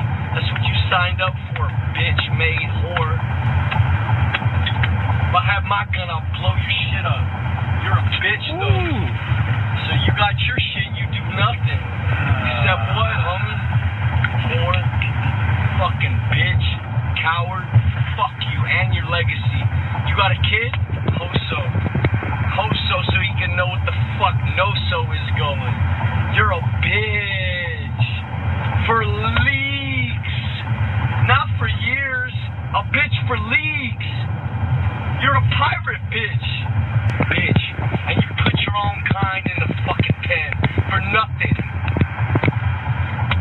You put a white man in the pen for what, you fucking bitch? For asking for a black man for a cigarette? That's your country? I pay my taxes, you dumb bitch. You about to meet my lawyer.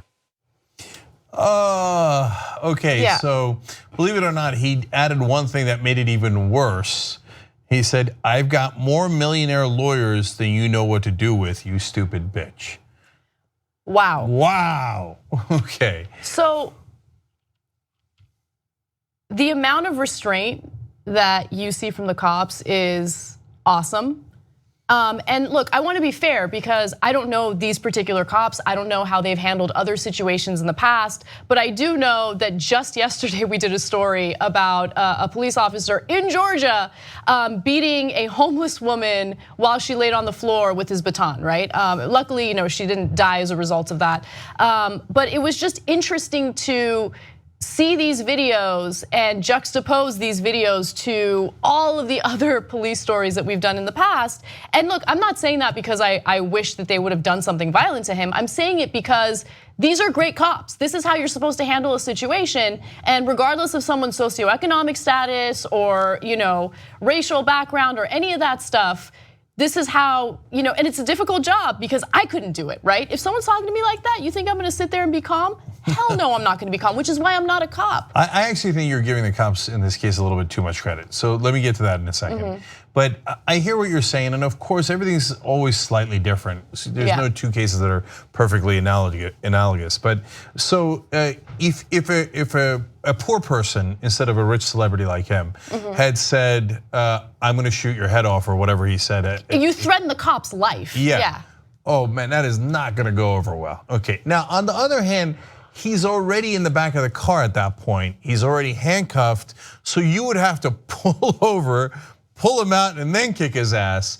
So that happens less frequently. It's not like it doesn't happen. Yeah, I mean, we've done stories of powerless individuals handcuffed in the back of a police car, and then, oh, it turns out that they got shot. They must have shot themselves, right? We've done those stories. So I hear you. So, and it does happen from time to time. Usually it happens in the heat of arresting him, right? Where some cops go way overboard. In this case, they didn't beat him, they didn't do anything so good, and you shouldn't beat poor people or middle class people either. But I actually think that as much of a jerk as he was, and it's really hard to get worse than "I've got more millionaire lawyers than you know what to do with." You know, when you're. What does that even mean, by the way? That means I'm above the law and I'm going to get away with this, okay? And rubbing your face in it, and all that racial stuff. So weird. I guess he thinks he's a liberal or something. I don't know. It just looks terrible, and I'm not in his camp at all. Like that was so embarrassing. So, but, why did they arrest him in the first place?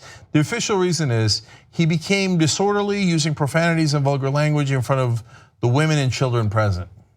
It's kind of a weak reason to arrest him. Jake, he was obviously belligerent. He asked them for a cigarette, and when they said no, he lost it, right? No, but he's cursing at them, and you're allowed to curse at cops. I know it's not advisable. You're not allowed to be intoxicated in a public setting, right? I know, mean, to but a point where I know, but that's usually reserved for, I found you to be a pain in the ass, so I'm going to use public intoxication. When people are drunk all over the place, they pick you out because you curse at them. Now, I'm telling you, it's a super bad idea to curse at cops and to go up to them and then basically to pick a verbal fight. But even so, you should let it go. It's not illegal to curse at cops. And I don't know. We don't know all the facts of what he did prior to the arrest, right? But I'm just using there because what I read was a quote from the cops. Right. Disorderly, that's usually, you were annoying me. Profanities and vulgar language, so what? In front of women and children, is that a specific law in that jurisdiction? I'd be surprised, right? In other words, you disrespected a police officer. Good news is we didn't kick the living crap out of you or kill you. The bad news is that's still, I mean, you're stretching to find a reason to arrest him. He has, as much of a dick as he is. He has a history with cops. He has a history of doing things. Do they even know that though, those particular cops? I don't know if they know that, right? But the reason why I'm bringing up that history is because he's acted this way in the past, right? Which makes me think that, the way he was treating them prior to the videos being filmed and prior to what we have, might have justified them wanting to arrest him, right? So, and by the way, he's a semi-powerful person who's got money and fame, and they decided to arrest him, right? Anyone else in that situation would have definitely gotten arrested. So it's interesting that, hey, in this case, the cops weren't, they weren't. And they at least did the same kind, in my opinion, false arrest that they would do for a middle class person. We don't know if it was a false arrest. We don't have all the facts about that. Yeah, no, and I'm stretching too much. And look, I know what you're saying. In the past, he's threatened to stab his neighbors. Yeah, attempting to stab a neighbor, refusing to leave Walgreens, and misconduct during a cabaret performance. But a lot of that is, again, just drunkenness, right? So it's totally okay. It's not okay, and he's obviously has some issues that he's got to sort out and get some therapy on or whatever, get sober. And way worse could have happened to him, but still, being a dick is not technically illegal. Okay. All right, so I guess it'll get sorted out in court, but maybe justice won't be served since he's got more millionaire lawyers than we know what to do with. But you know what? One last thing on it. He actually pulled a Donald Trump there because he might have gotten away with it until he got himself into further trouble by continuing to talk. Because him saying that he'll kill the cop in the car, that's definitely a crime. Yeah. That's assault. So you don't have to hit someone for it to be assault. Threatening their cop's life is definitely a crime. So if they charge him with that, then he's screwed, and he should be. At least the one thing we did find out for sure in this story was that, that cop was A bitch for leaks, not years, leaks. What does that even mean? I don't know what that means. Yeah, anyway. Okay. Anyway, I don't think that cop is a bitch. I'm just trying to make a joke. Okay, let's move on. And what we found out was Shia LaBeouf loves the word bitch. Okay. He's ridiculous. Okay. The CEO of Qatar Airways is facing some criticism after he publicly and very transparently spoke out about the flight attendants that he likes to employ and the old grannies that flight attendants in the United States like to employ. So let me give you some context before we go to the video. This is Akbar al-Bakr, and he made his remarks earlier this month during a speaking event in Dublin, Ireland. At that event, he was supposed to commemorate a new flight route between the Irish capital and Doha. Well, he kind of went off on a little bit of a tangent, and we're about to show you, so let's take a look. The average age of my cabin crew is only 26 years. So there is no need for you to travel on these crap American carriers.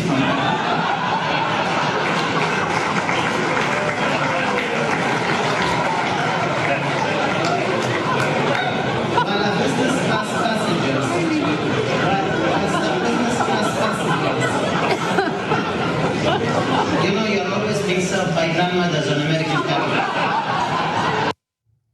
Man, that audience ate it up. Okay, so this is what they used to do all the time back in the day. So when the airlines first came about, you would also always have attractive young women who were flight attendants. So then came annoying laws about how you have to be equal and treat everybody equally. And so if someone is getting older, you can't fire them just for being slightly older, or not hire someone because they're not hot enough. But apparently if you're in Qatar and you're like, we do that, they don't have the same laws, we do that anyway, and we rub it in. Yeah, whatever. I mean, I don't agree with his statements, obviously, and he's very old school, okay? So it's just funny because when I look at him and I hear his statements, I see like an old school, old world kind of person. And then he has the audacity to talk about women being too old to be flight attendants, whatever. I mean, that's another thing, right? This like weird double standard where like a wrinkly dude like that, and by the way, like he's dishing it out, right? He can stand there and talk about how women look. Right? Because women always need to be young, they always need to be hot, but dudes, they can let themselves go. Like, remember when the dad bod thing was like a thing and people were like, yeah, dad bod, super hot. No, not super hot. How about guys have to have the same, or we have to have the same standards for guys as they have for us? How about that? Cash me outside. Cash me outside. How about that? By the way, I'm not that up in arms about this, but there was an angle to the story that I wanted to bring up. Fox News reported this. And the whole like tone that they took was, just reinforcing what we already knew. This guy in Qatar is a misogynistic prick. All of a sudden they care about women's rights, but when it comes to Trump wanting to grab women by the pussy, locker room talk, that's just locker room talk. That's totally fine. Not a big deal, not a big deal. He moved on him like a bitch, it's not a big deal. He's just trying to buy the furniture, that's all. So we are consistent. We are against the misogynists in America and in the Gulf. Okay, but Fox, when they got their own version of Sharia law, they kind of love it. But when the minute it's Akbar al-Bakr instead of Akbar al-Baker, if that guy's name was, just leave out the Akbar, it would be Al Baker, and he was a right-wing Republican here, they'd be like, oh, what's the big deal? We just did a story today about how Iowa Republicans would talk about going to the office and in front of the other female employees talking about, oh, the lobbyist tits were so big, I like to just compare the size of the lobbyist tits, right? Yeah. And so Republicans are like, that's fine, that's just locker room. But look at Akbar al-Bakr, look at him, okay? So the reality is both are bad, and he was talking to business people there. So he's like, don't take the business class, if I heard him right, of those airlines. In other words, projection. If you're a horny old man like me, okay, and you want to be served by attractive flight attendants, I'll get you young, attractive flight attendants. So what are you gonna do with those grandmas? Hit on them? Yeah. You can't even sexually harass their flight attendants like you can on Qatar Airlines. God, and I'm such a softie Or because Airways. I feel like sick to my stomach that I mentioned his wrinkly face, right? Because it's such a low, stupid thing to say. But the reason why I bring it up is to show like that double standard, right? Like Yeah. that inability to just reflect on yourself and reflect on the way you look, right? Do you have the same standards for yourself that you do for women? Probably not, right? And it's a societal thing. It's not just true of Qatar, it's true of a lot of different countries. So it's frustrating and I don't know. But yeah, I don't. Yeah, look, the entitlement thing is what drives me crazy because he thinks, no, I'm a rich guy from Qatar. Of course, I'm entitled to hot young women and they'll love me because I'm rich. And I'm from Qatar. Look, don't get me started on Qatar. Okay, I won't get you started. No, I don't want to get you started. Let's move on. Okay, all right, let's move on. Okay. A number of tech giants are speaking out today and titling the day a day of action in order to raise awareness about the importance of net neutrality and how the FCC could potentially dismantle it. Now, Ajit Pai, someone that we spoke about quite a bit on the show, is the FCC's new chairman, and he was appointed by President Trump. He wants to scrap the open internet protections installed in 2015 under the Obama administration. Those consumer protections mean providers, ISPs such as AT&T, Charter, Comcast, and Verizon are prevented from blocking or slowing down access to the web.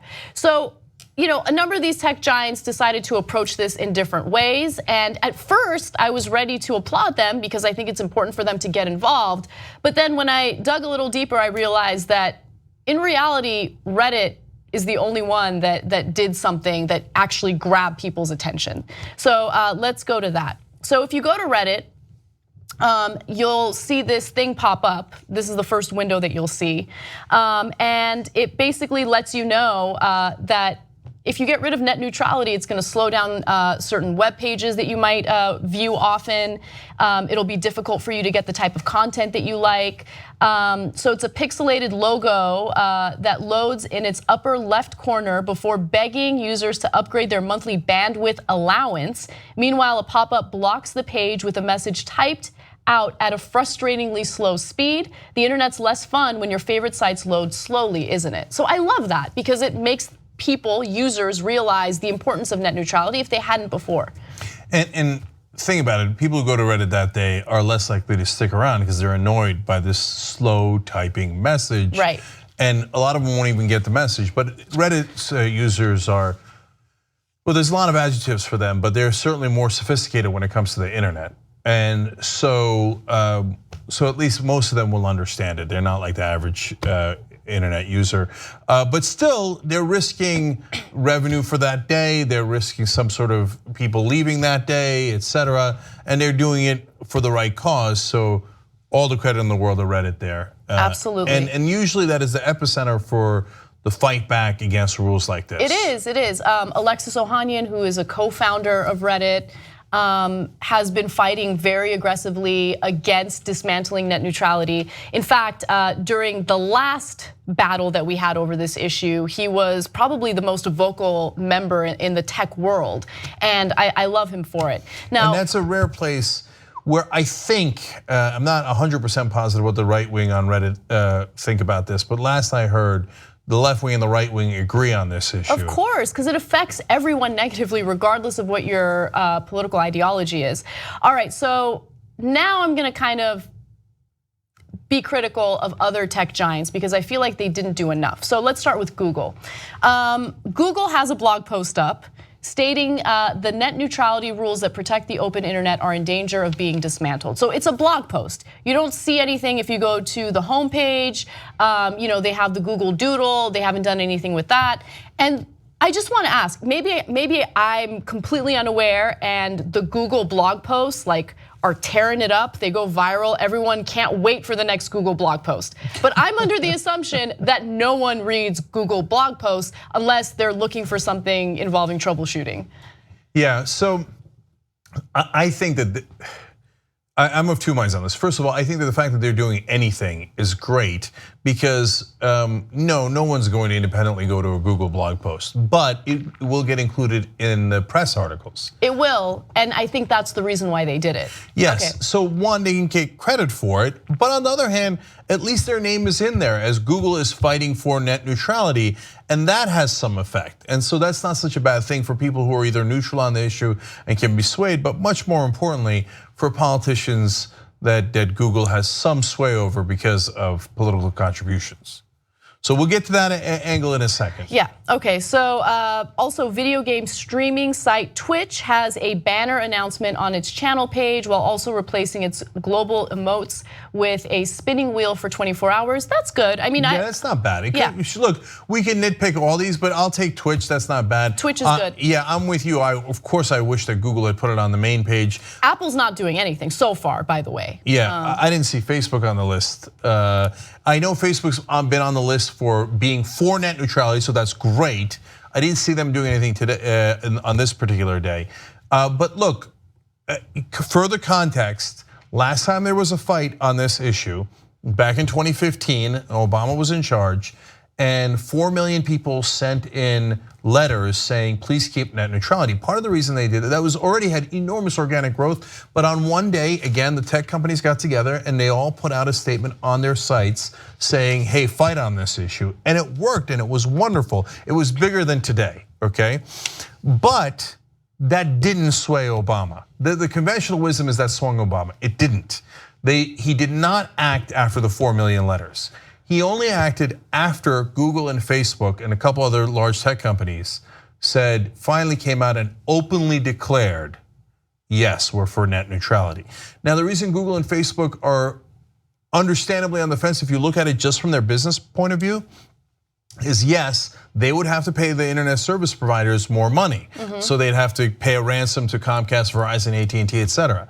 But they're so big, they can afford it. Yeah. And it would knock out all of the little guys. All of their competition. And wipe out their competition. So they're actually, that's why I really, really want to give credit to Google and Facebook. And by the way, there are partners too, I should disclose that. But I want to give them huge credit for at least fighting on this issue, because we wouldn't even won in 2015 if they didn't put their political contribution, at least implied threats behind that. I applaud them. I completely applaud them for what they've done in the past, but it's a whole new battle, and we have to fight even harder this time around with Ajit Pai and Donald Trump. And I'm being unfair because this is just the beginning.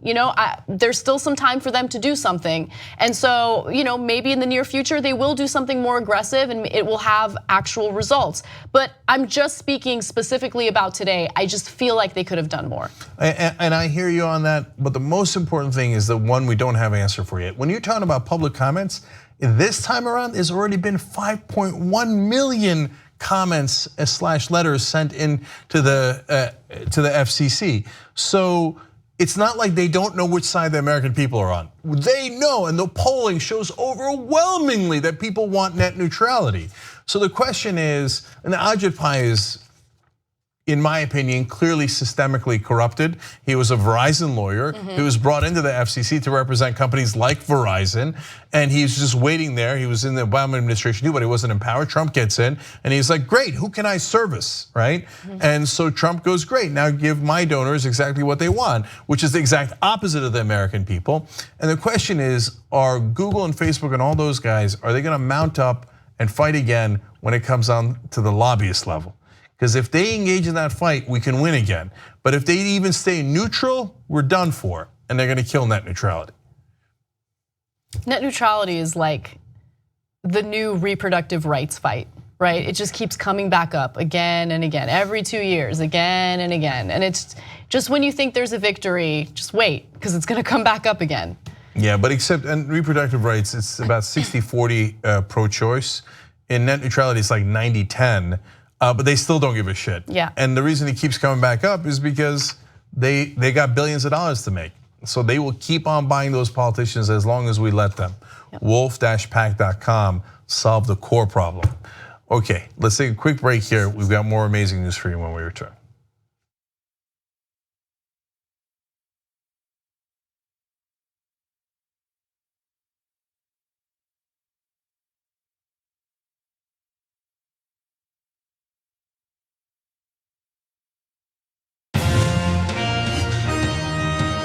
Welcome to the control room, exclusive members coverage of TYT postgame live from Rebel headquarters in sunny Los Angeles. So Jason, the air is electric after yesterday's postgame. He's talking about Miami. You know, the only thing about this, Jason, is we've heard the Miami stories. I'm looking at Kasperian's interest here. She's giving him the cordial glance to the side, but I just don't know if it's really there. Oh, that's where the vagina is. Okay, that joke landed like Apollo 13 there. And then Kasperian gives him the courtesy laugh, gives him the Edwin wave. Had you had sex at that point when you took that class? Anyways, so... Hold on a minute. He's found an opening. Is he finding his way to come back, Jason? Unbelievable! Jack Kruger coming back with a comment. No one would have seen this coming. And he's in the mood, and there's some music in the background. He's got the sideburns, he's got the long hair in her 30s. He won't fan himself. There's no way he's ready to. I mean, I've expected. She's like, well, that was something. He's got it. Okay. It's unbelievable. Every dog has its day, and this dog is having the best day of his damn life. That was an outstanding postgame. If tonight's postgame is anything like last night's, we're in for another. Exactly right, Francis. And don't forget to check out the TYT postgame after the Young Turks every weekday on tytnetwork.com/memberslive. Hey, what's up? Aaron, what do you like better? Sarabies or Sarabies? Go. This is the Gaslamp Killer. Piece to Absent presents 2016 shit. I like drums. I like big drums. Heavy, funky, deep drums. I'm not classically trained. I just started out as a record collector. I have synthesizers. I have all these modular synths and fun DJ tools that I use to make psychedelic sounds. It's not just the music. People want to leave their bodies in order to connect with the spirit world. And when you're making music, it's a similar kind of thing. You want to escape your day-to-day to leaving this shit behind and finding more of a deeper place to create from. That is the essence of Gaslamp Killer music.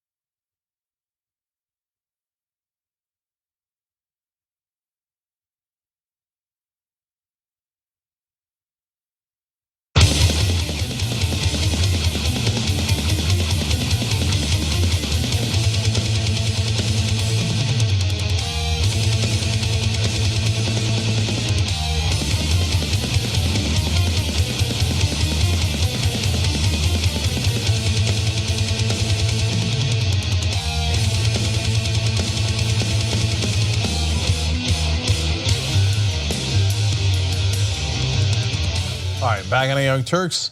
Robert Searles and Brian Cantwell are members of the day. Members make this show possible, so help support independent media. Lucky for you, this month it's free, so it's mainly moral support. But yes, we would love to have you. tytnetwork.com/join to become a member and put in the promo code FREETYT to get a free trial membership for a month. Look, if you don't want it to be free, don't put in the promo code. God bless your heart. That would be amazing. So that you also get the post game, you get the whole show without any ads, and you can watch it anytime you want. Okay, Shiloh Plummer wrote in on YouTube Super Chat, which we're trying to take more comments from you guys on YouTube Super Chat. Anna is still one of my favorite, even when we don't agree. Hope you get feeling better. Oh, thank you. That's very nice, I thought. That is very nice. Okay, and then Kyla wrote in on Twitter, #TYT Live, strong opinions with Anna Kasparian. 12 out of 10 people will watch this show. #no really though. I like it, Kyla. And then Brian Newton writes in about the Shia LaBeouf thing. This is the ultimate do you know who I am? It is, man, that was an epic do you know who I am. Taria Peterside says, don't you just love it when liberal guys feel the need to tell black people to be grateful? Shia LaBeouf is such a fucking clown. And finally, Jeremy Varner says, history tells me Shia is going to get out regardless. The man's never been punished for anything he does. He has undiagnosed affluenza. Yeah, he got out on $7,000 bond. I mean, yeah. Yeah, for him, that's nothing. Two-tier justice system, let's keep it real. Yeah, for a lot of people, that means you ain't gonna get out because you don't have $7,000. All right, what's next? All right. Texas has passed a slew of laws that make it incredibly difficult for women to have access to either contraceptives or abortion services. Now, especially women living in rural areas or rural parts of Texas, they have found it even more difficult to find a clinic that gives them the type of healthcare that they need or family planning that they need. And the whole reason why this was done was because conservatives in the state wanted to lower the number of abortions. In fact, then Governor Rick Perry said his goal was to ensure abortions are as rare as possible under existing law.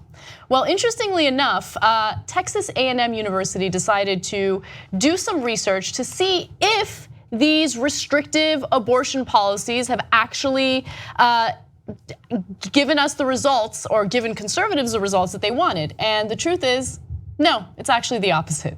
So in the first 3 years after Texas Republicans slashed the family planning budget in 2011 and shut down more than 80 women's health clinics, the abortion rate among teenagers in the state rose 3% over what it would have been had the clinics remained open. So if you look specifically at poor rural parts of Texas, they're the most impacted by this. For instance, in Gregg County, where the local health center lost 60% of its family planning funding, the abortion rate increased by 191% between 2012 and 2014. Wow. So, but overall, on the abortion rate going up when you have less clinics like Planned Parenthood, I have a phrase you might be familiar with on that. Of course, if you have less birth control, you'll have more pregnancies. If you have more pregnancies, you'll have more abortions. So everybody with 2 bits of sense knows this. So the question for conservatives is, which one do you want to focus on? Because if you want to kill birth control, it is an absolute guarantee that you will have more abortions. So you can't have both. So but you could try, and then you'll have more abortions, and you'll get more angry about it, like right? But the reality is, if you have more birth control, you'll have less abortions. So make up your mind, which one do you want to go with? Right. Well, I think that this is indicative of what we usually see with conservatives on this particular issue, because they just flat out reject evidence, they reject data, right? And when you tell them, no, Planned Parenthood isn't an abortion factory. In fact, abortion is a tiny fraction of what they do. They actually offer all sorts of healthcare services and contraceptives. They just reject it. They just think that it's an abortion factory. So in their eyes, shutting these clinics down means less abortion. They just, again, completely flat out deny any evidence that you throw at them. They'll probably read this and think to themselves, yeah, University, liberal indoctrination. No, no. Okay, well, there's gonna be more abortions. And if your goal is to, stop that from happening, this is a really terrible way of going about it. It just drives me crazy that we live in a country that's supposed to be secular, where we're supposed to have separation of church and state. And every single day we got to do a story about one Sharia law or another and how they want us to follow their laws. And then some people online will complain, oh, you guys only talk about the Christian fundamentalists, but you don't talk about all the Muslim fundamentalists imposing their laws in America? Okay, look, we talk about Muslim fundamentalists in the Gulf and in many other areas that do terrible things to their citizens. Saudi Arabia, the list goes on, right? What happens in Afghanistan. But here, there are no Muslims in charge. There is no Sharia law that is going to get applied outside of Christian Sharia law. And yes, abortion is part of that. So the main reason that they're against abortion is because of their misinterpretation of the Bible. Bible's pro-abortion, but they think it's anti-abortion. That's the only reason why we're having this stupid conversation. And even in the midst of that stupidity, they're like, okay, oh yeah, we're gonna lower abortions. Oh damn, we increased them, but okay, I got a great idea. Let's just ignore the facts, but we'll say we're against abortions even though we just made them go up. They're not against abortions. You guys, they're against abortions, but they're not against abortions for the reasons that they say they are, right? It's all about playing into the base. It's about pandering to conservative voters. And more importantly, it's about controlling the lives of women and letting them know you can or can't do this. You don't get to determine the destiny of your own life. It's just pathetic. It's a bunch of insecure middle-aged men running around crying and whining about women having choice. That's what it's really about. So let's move on. Okay, no, we're almost done. So, so I'm gonna add a random story that I always want to do because it's in this context. So Rick Perry is dumb in so many different ways. He's the former governor of Texas. When he was going to take over the Department of Energy, he thought it was to be an ambassador for the oil and gas companies. No, that's not what the Department of Energy does. Of course you wouldn't be representing companies, you represent America's citizens, you schmuck. And Department of Energy mainly has to deal with the nuclear weapons, not oil and gas. He's so monumentally stupid. But on the other day, on Friday, he said, you got simple laws of supply and demand, and the more supply you have, the more demand. But that's not remotely true. Anybody who's taken one day of Econ 101 would know that that's not true. Laws of supply and demand dictate what price you'll have based on how much supply and how much demand. There's no such thing as more supply gets you more demand. Okay, these are the knuckleheads who run our country. And so it is deeply frustrating that they have any effect, whether it's the effect he had on increased abortions because of decreased funding for Planned Parenthood in Texas, or what he's doing with energy, or his dumbass ideas about supply and demand as it relates to coal in that particular instance. Okay, random story I wanted to squeeze in. We have two more stories for the online audience. That's tytnetwork.com/live. And for the Sirius satellite radio audience, we love you guys, and we will see you tomorrow. And tytnetwork.com/join to become a member. We'll be right back.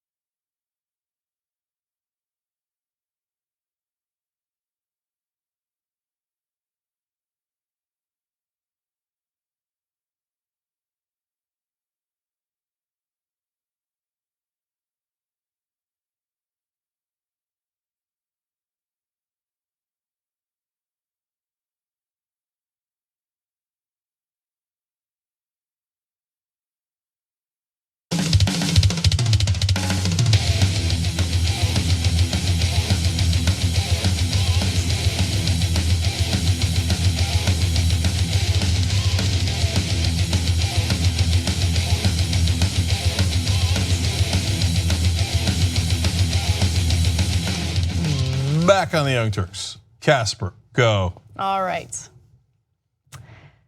The House Appropriations Committee is attempting to allocate a whopping $1.6 billion to begin construction on Donald Trump's border wall. Now, to give you some more details on the allocation of this money, the $44.3 billion spending bill for fiscal year 2018 earmarks that $1.6 billion to begin construction of the wall, but the bill also appropriates $100 million to hire 500 more US Border Patrol agents, $131 million for new border technology, and a $619 million increase for immigration and customs enforcement above its 2017 appropriation. All right. In March, Trump asked Congress for $4.1 billion to build the wall. He didn't get that, right? And in terms of what the House Appropriations Committee is proposing, keep in mind that both the House and the Senate have to agree on it. And who knows, there are a number of Democrats, obviously, and even some Republicans who are skeptical about Donald Trump's wall. But it's just amazing because he's been in office for how long now? And don't you remember how many times while he was campaigning, he said that he was gonna have Mexico pay for it. And when he was asked, how are they gonna pay for it? He wouldn't answer, he would dodge the question. Don't take my word for it, take a look at this. The former president of Mexico, Vicente Fox, he said today, and I'm quoting him, he said, "I'm not going to pay for that, quote, effing wall." So if you don't get an actual check from the Mexican government for $8 or $10 or $12 billion, whatever it will cost, how are you going to make them pay for the wall?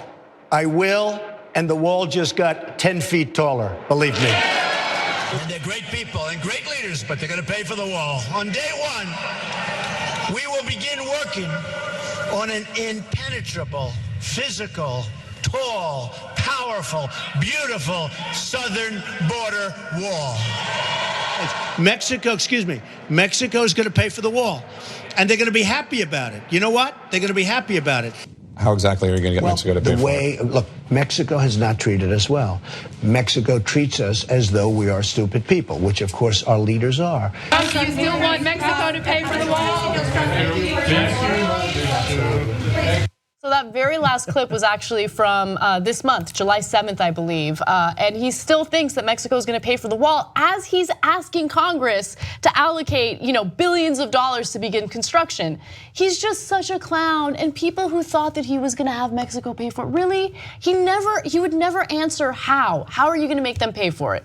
So ironically, though, he did wind up being proven right about one of the things he said there. Yes. Their leaders think our leaders are stupid. Well, mission accomplished. That turned out to be a self-fulfilling prophecy.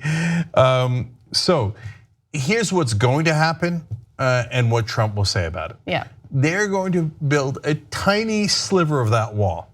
And then Fox News, Breitbart, etc. will keep taking video of just that sliver, right? And they'll keep showing it all over like they built the whole wall. Will it be beautiful and impenetrable? It'll be physical though. It'll be physical. It'll be impenetrable and physical. No, by the way, the reason he said that is because afterwards, after he won, they're like, well, did we say physical wall? I mean, it could be a wall if we just put up a couple of drones, so we're guarding the border, and you can call that a wall even though it's not a wall. So is it gonna be 10 foot higher? No. Did he ever have a plan to make Mexico pay for it? Of course he didn't, and he didn't have that plan. But so the great irony of Trump running as a populist is that he's actually a classic sleazy politician. Tell you whatever you want to hear. Trump's got it. We're going to do tax cuts for everybody, and we're going to balance the budget. We're going to give you healthcare coverage for everybody, and it's going to be less premiums, and it's going to give you more healthcare within your packages. But that's impossible. It doesn't matter. I got Christmas gifts for everybody, right? This is what they charge liberals of doing, promising everybody everything, right? In reality, that was Trump 101. I'm gonna build a wall. I'm gonna make Mexico pay for it. Look, by the time you figure out that I'm a crooked liar, I'm already president. So that was Trump's strategy, and here it is. $1.6 billion would barely pay for the smallest percentage of that wall. You have to spend so much more to get it. And in some parts, Everybody knows that it is not doable because of the geography, and the local conservatives and Republicans fight it tooth and nail. They're like, this is a terrible idea. But nonetheless, he keeps promising it because he's a sleazy politician. Sorry, guys. That's okay. Anyway, I just wanted to add that in terms of estimates on how much it would cost to complete the wall, it ranges between 10 billion and 70 billion. So let's say in a terrible world where he gets exactly what he wants, that's 10 to 70 billion dollars of US taxpayer money being wasted on what I consider to be a non-issue.